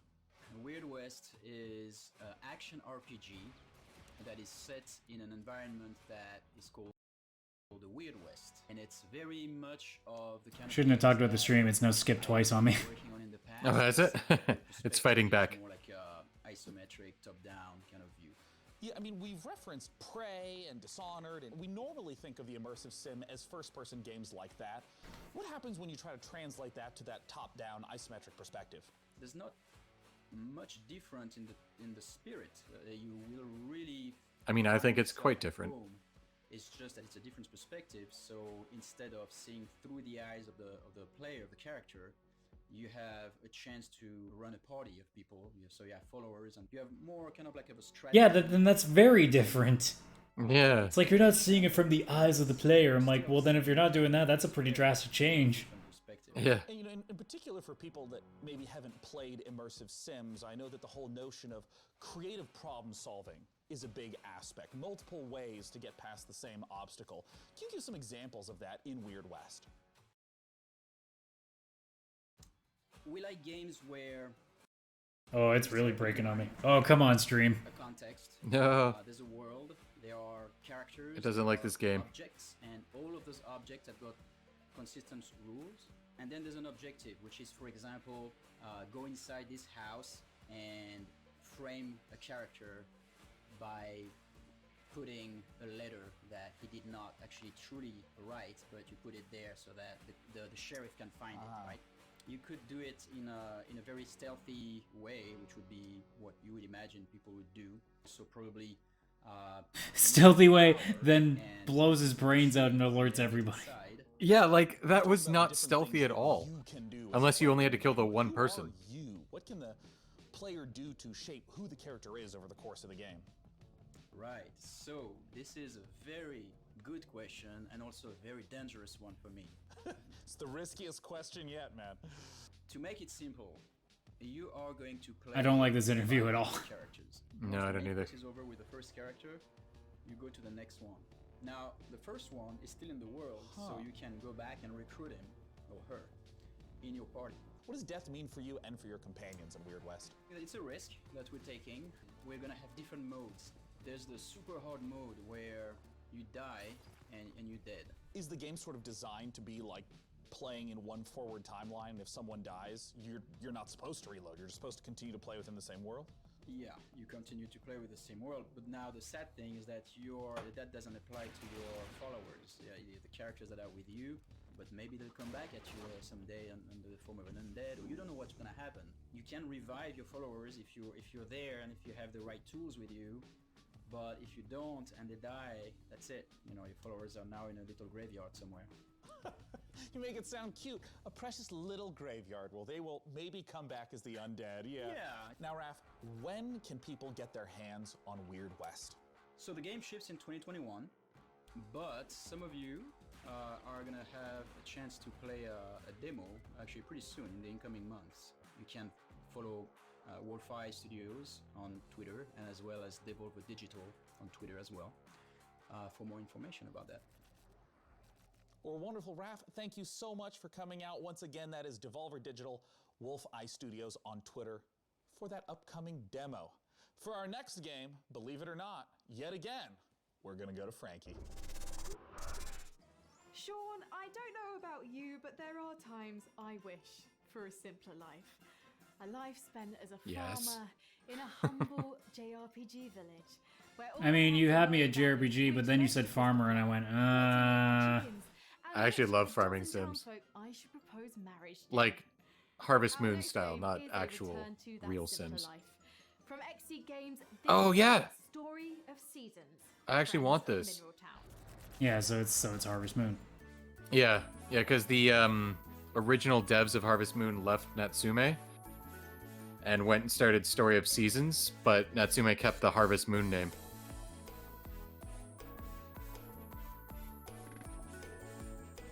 Heck yeah. So this is coming to PC too? I thought it was only going to be on something like Switch. Looks like it's coming to PC. Heck yeah. Oh, you can get alpacas now?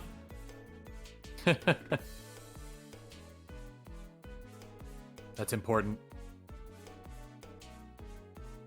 But can you get drunk? Probably not. But you can marry children. Yep, everybody is very young in this. Oh, Harvest Moon. Yeah, it's coming to Steam in July. Holy crap.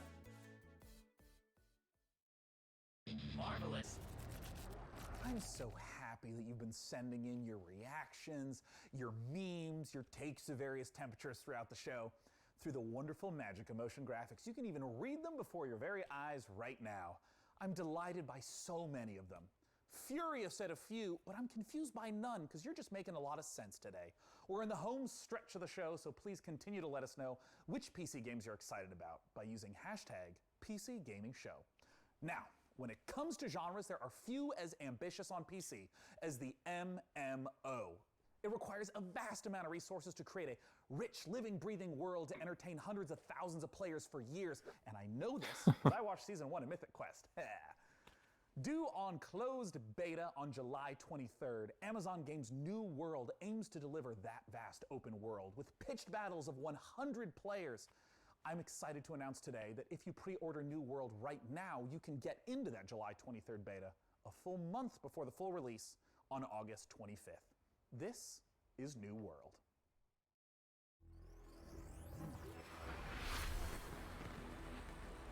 Amazon making a game. Yeah, it's kind of weird. Trying to take over.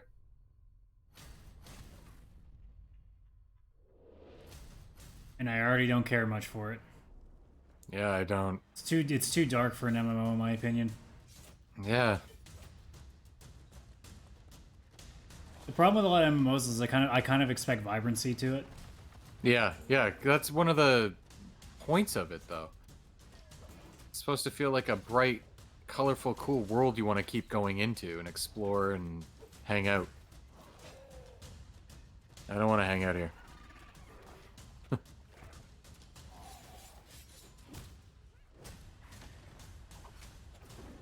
Also, this doesn't feel like an MMO. It feels like but some they got sort of... horns, Chris. Yeah, this is true. And guns, apparently. Wait, what the hell? And a flamethrower. And a okay, what the hell is going on? Yeah, I don't know.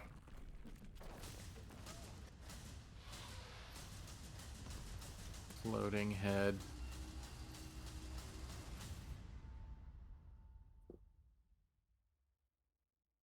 Yeah, I'm not. No.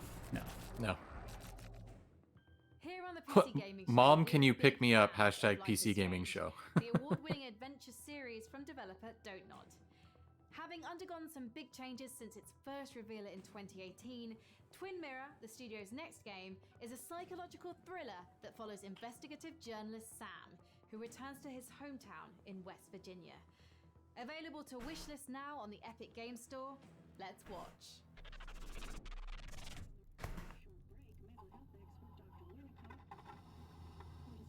I do get my guard up with these guys now because I feel like they're gonna slowly turn to what Telltale did do, where they kept just doing the same thing over and over.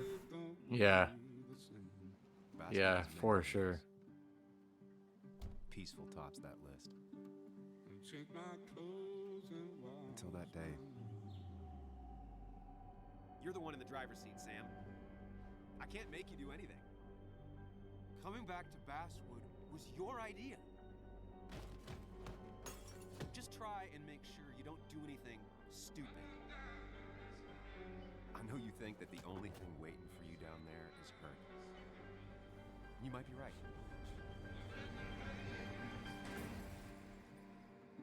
The good news, though, at least you don't have to do it alone. Huh. You may have seen I don't know what to make of that. Singer announced earlier this Yeah, week. I don't know and either. Today, we get the opportunity to take a closer look at this unique game that the studio bills as a rhythm FPS. Published by Funcom, you have to battle through 8 hells. Oh, this is Hellsinger to a again. heavy metal soundtrack. Yeah. And to talk about one of the most epic encounters in the game is the creative director at The Outsiders, David Goldfarb. Take it away, David. Thanks. And let me say it's a pleasure to be here. And I think right now everybody needs some games to give us a break from the reality that we're currently inhabiting. So that's why we're here now. They're really pushing this game. This is the third time I've seen it. Pre-alpha gameplay of our upcoming game, Metal Hellsinger. At least we're seeing a boss this time. Yeah.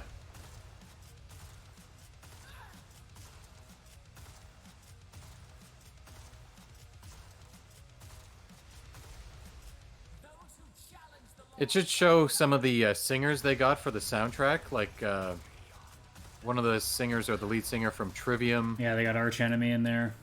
Yeah.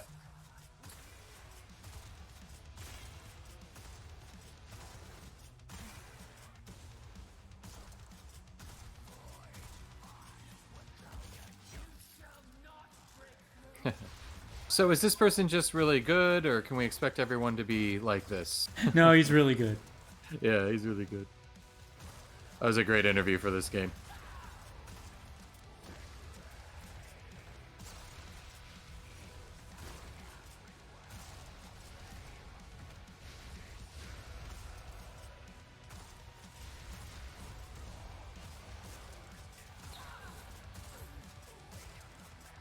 Like how in this version the guy's just giving up on trying to kill everything. It's just like, fuck it.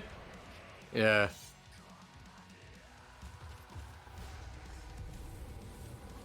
So I guess that's the main character that you play? Yep. Who's willing to jump into lava. Oh, here we go.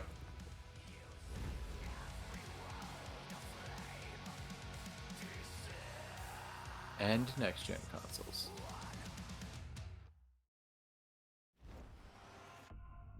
Hello Hello. everybody, Felicia Day here, and Oh. I play the magician in the Dungeons of Nahelbeck, The Amulet of Chaos.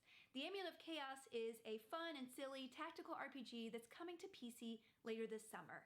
It features a group of adventurers searching a dungeon for treasure. Each one of the characters has their own skill sets, or lack thereof, fighting styles, and inventory. Each one is kind of a failure, but together, Too they're dumb to fail. The game doesn't take itself too seriously. It has lots of in-jokes for tabletop games, and for some reason it features a lot of chickens. Anyway, here is an exclusive preview of The Amulet of Chaos. Thanks, Felicia.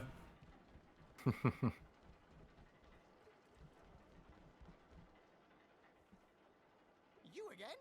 I'd expected your asses to be turned into lampshades by now. You roach! I'm pissed. Ha! Pleased to meet you, pissed. I'm Revax. What a burn! We'll smash your rotten brain. Okay, this is cringy. How about we try diplomacy, Yeah. maybe? No, attack!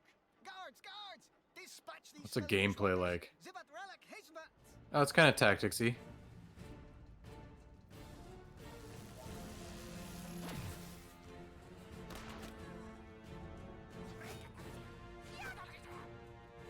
Has like an XCOM look feel to it. Yeah, Just I haven't it's definitely like a tabletop, like Dungeons and Dragons game. Yeah, yeah.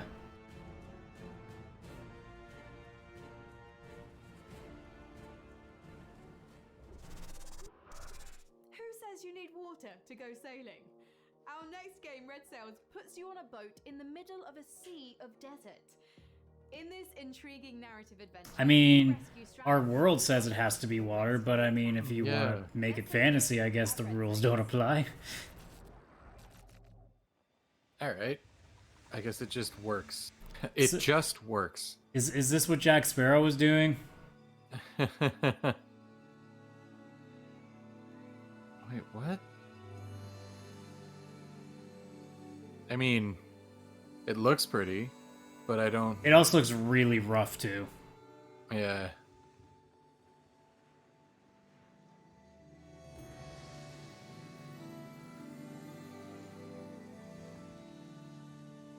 Don't get too close to them. I love how on the PS5 stream I was ahead of you guys. Now you're ahead of me. Oh, am I? Yeah, like maybe like about a second. It's not bad. It's the beauty of streaming. It never actually is the same. Yeah, no. Alright. I don't know what you're supposed to do in that game. You sail? Duh. So, Devbot, do you have any True. access to some medical programs in case I, bump my foot against some of these cold, unforgiving walls? Query received, Sean. In order to familiarize you with basic life-saving procedures, I have established contact with game developer Bossa Studios, the creators of Surgeon Simulator 2.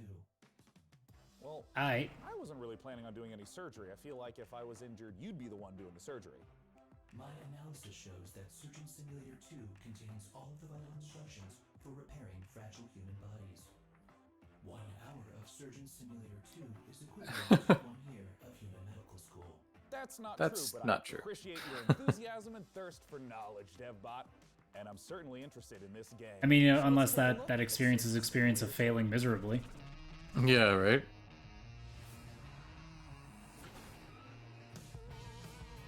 Okay. Well, he's dead.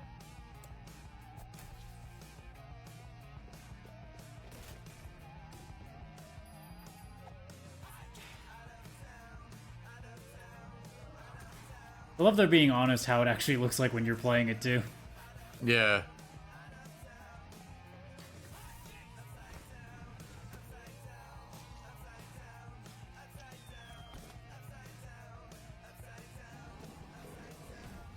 Everybody's just left hand is always out.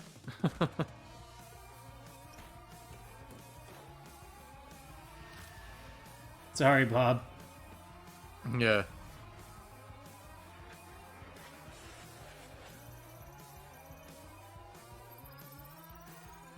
I think with the first game there was no specific look to the main character. It was No. always just your hands. You that you saw. never saw what you look like.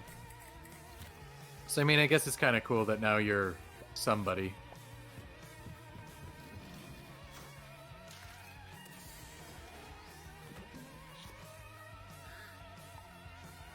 Perfect.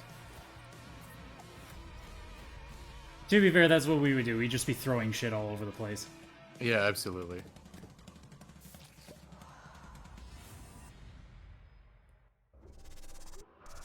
Joining us to talk about Surgeon Simulator 2, we got Mark Pick on the line. Mark, thanks so much for joining us.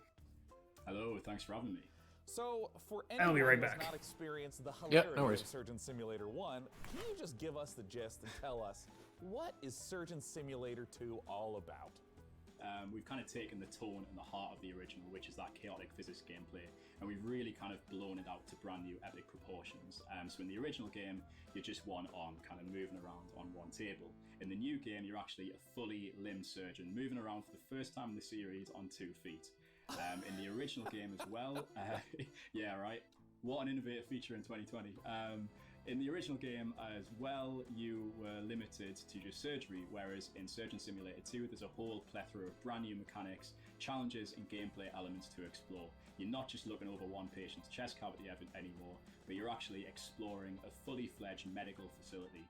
Can you maybe tease a little bit of some of the other, perhaps, medical operations that I get to perform in Surgeon Simulator 2? Yeah, so there is 12 operations in the game, and you will have seen a few of those in the trailer just This now. game is just always Think so of that much fun. facility As like a little bit like the original Surgeon Simulator, with a bit of kind of a mad scientist lab thrown in there, through this kind of lens of like a Willy Wonka's chocolate factory vibe. Like, you're never really sure what's going to be around the next corner. Yeah, my body was ready till about 4 o'clock, and then after that, it's like, no, dude, we need to go now. Yeah. Yeah, this is a long one. 'Cause it must be overriding the Future Game show at this point, wouldn't it? Yeah, I think so. Because that was supposed to start at 4. Yeah. Limbs or organs and things across to your fellow surgeons on the other side of the room to keep operating on Bob.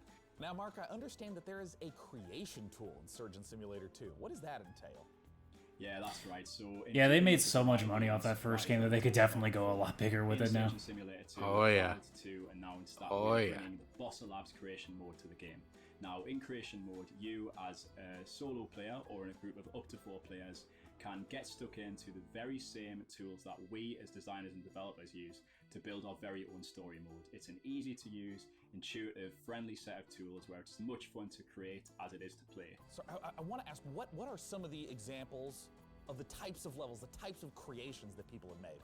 That's a great question. So we've been live for the last few months already. The wealth and the variety of content made by players so far has been really, really incredible to see.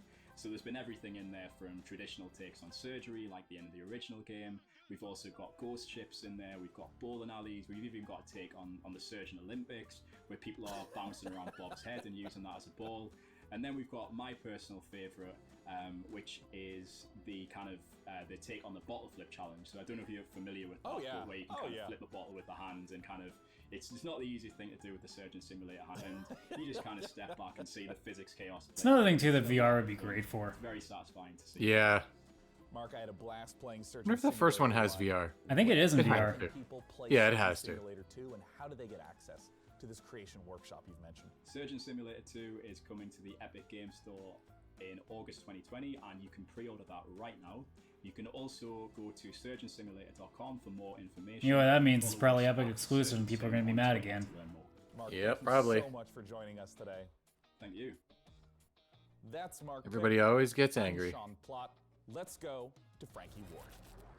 Sean, you'll remember our next developer from their appearance in the PC gaming show way back in 2015.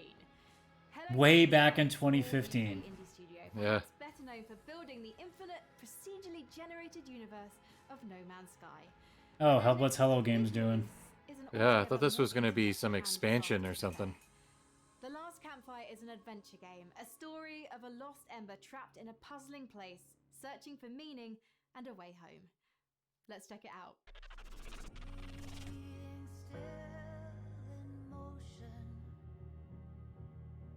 I've seen this trailer before, but I don't remember where. Huh.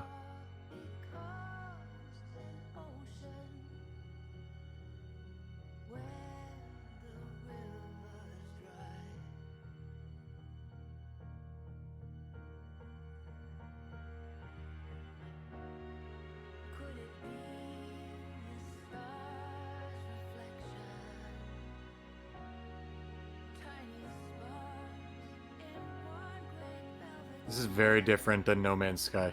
Yeah, just a little bit. Reminds me more of like Journey. Yeah, a lot of people have been doing these as like side games. They have these smaller projects where they just try to be like dramatic and definitely get like the gaming press sort of. Yeah. That's the thing. A lot of the bulk of what these kind of games get attention from is from the press.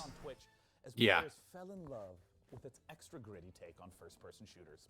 But as anyone who works on the internet will tell you, the people always want more. Extra gritty take on shooters. How much more gritty can we get? One of the game's Yeah. developers Unless you're using the Philadelphia Flyers mascot gritty, you can't get much more gritty. Hey, DevBot, why don't you show 'em what we got?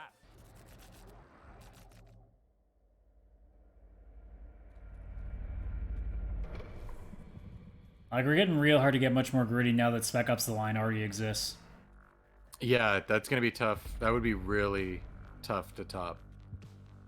The motion blur in this right now is really hurting my eyes, actually. Yeah. Also, why are you carrying a sniper rifle in here? This is a bad idea. Yeah, it's not gonna go well.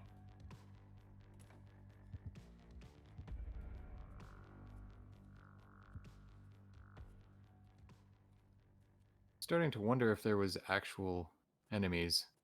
And now that the music has turned itself lower. Oh no, here it comes again. Yeah, I'm not sure what the audio is trying to do here. Yeah.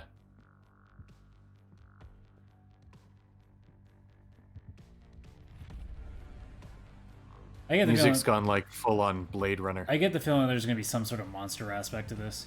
Yeah, there's got to.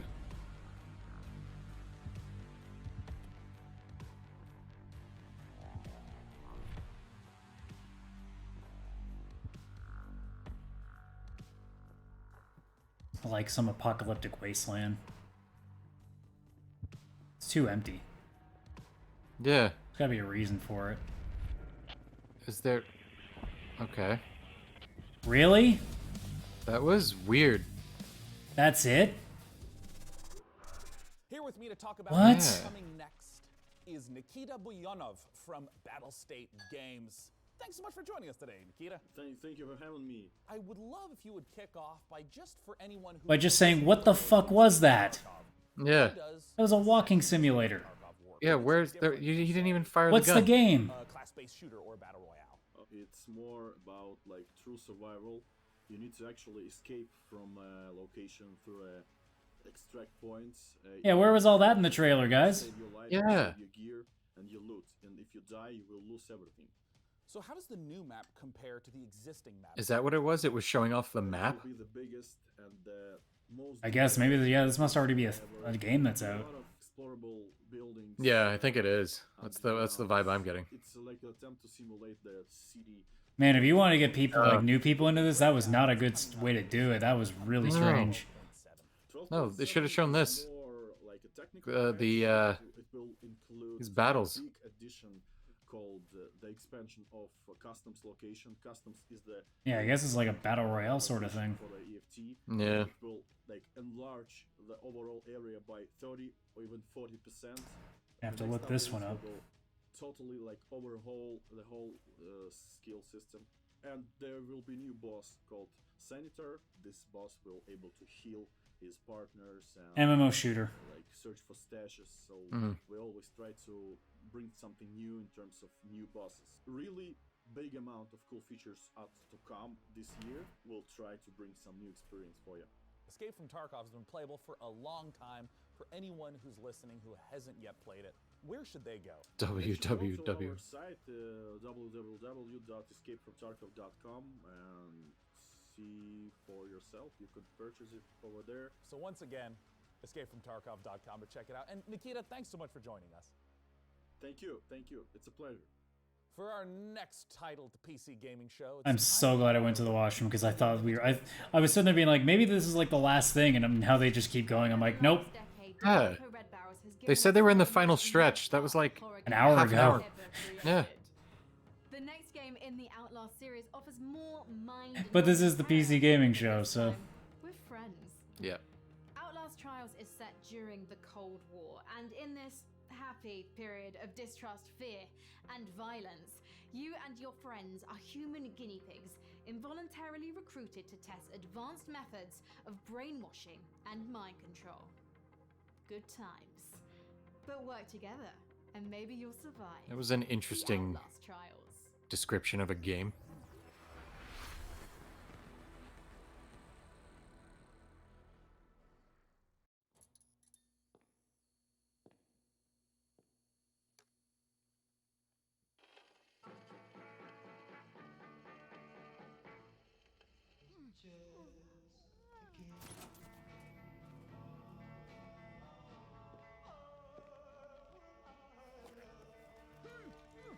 Yeah, somebody's about to have a bad day.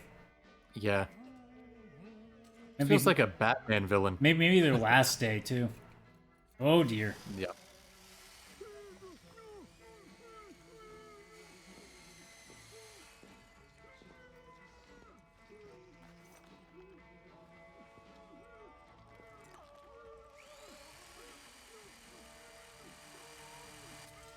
Oh.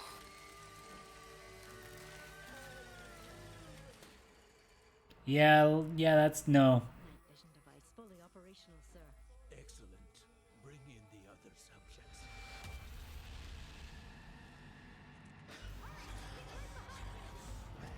Oh, does this have to do with the Outlast series? It must.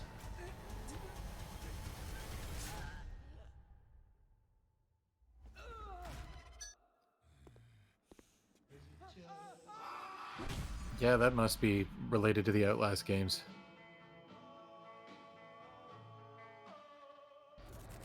And if that's the case, no thank you. The 2020 Yeah, PC no. Gaming Show is now complete.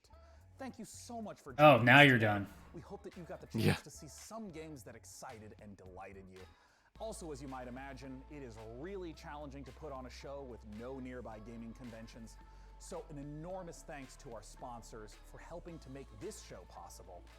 This year, the sponsors are Mythical, Perfect World, Funcom, Good, put the best thing right in the middle. Exceed Games, Yeah. Atlas, Intel, All In Games, Humble Games, Sega, Amazon Games, Merge Games, Tripwire Interactive, and the Epic Games Store. Without your support, we would not have had the opportunity to put on a show for the greatest platform, PC gaming. Now, before I say goodbye, I want to give a warm thanks and a chance for my co-host to say goodbye. Thanks again, DevBot. I am glad to have been of service, Sean. I'm going to shut down into sleep mode Well, to conserve power until that definitely wasn't the best thing that we've seen so far. No. There was a few interesting things in there, but I mean, as the PC gaming show has always been, okay, fine, Guinea Pig wins, best of show. Guinea Pig wins. Sponsors for making this. But yeah, it's definitely one of those things where like, because it's such a big platform too, it's so hard to get hyped for everything because there's so much. Yeah.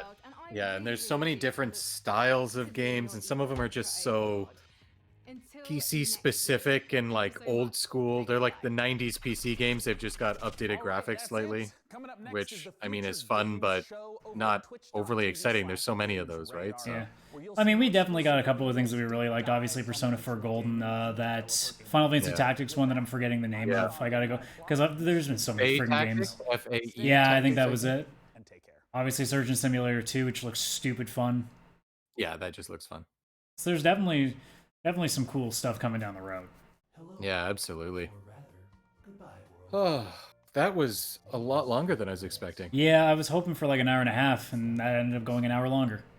Yeah, that is a long, long one. I'd say I'd stick around for the future game show, but I cannot stick around because this one went over.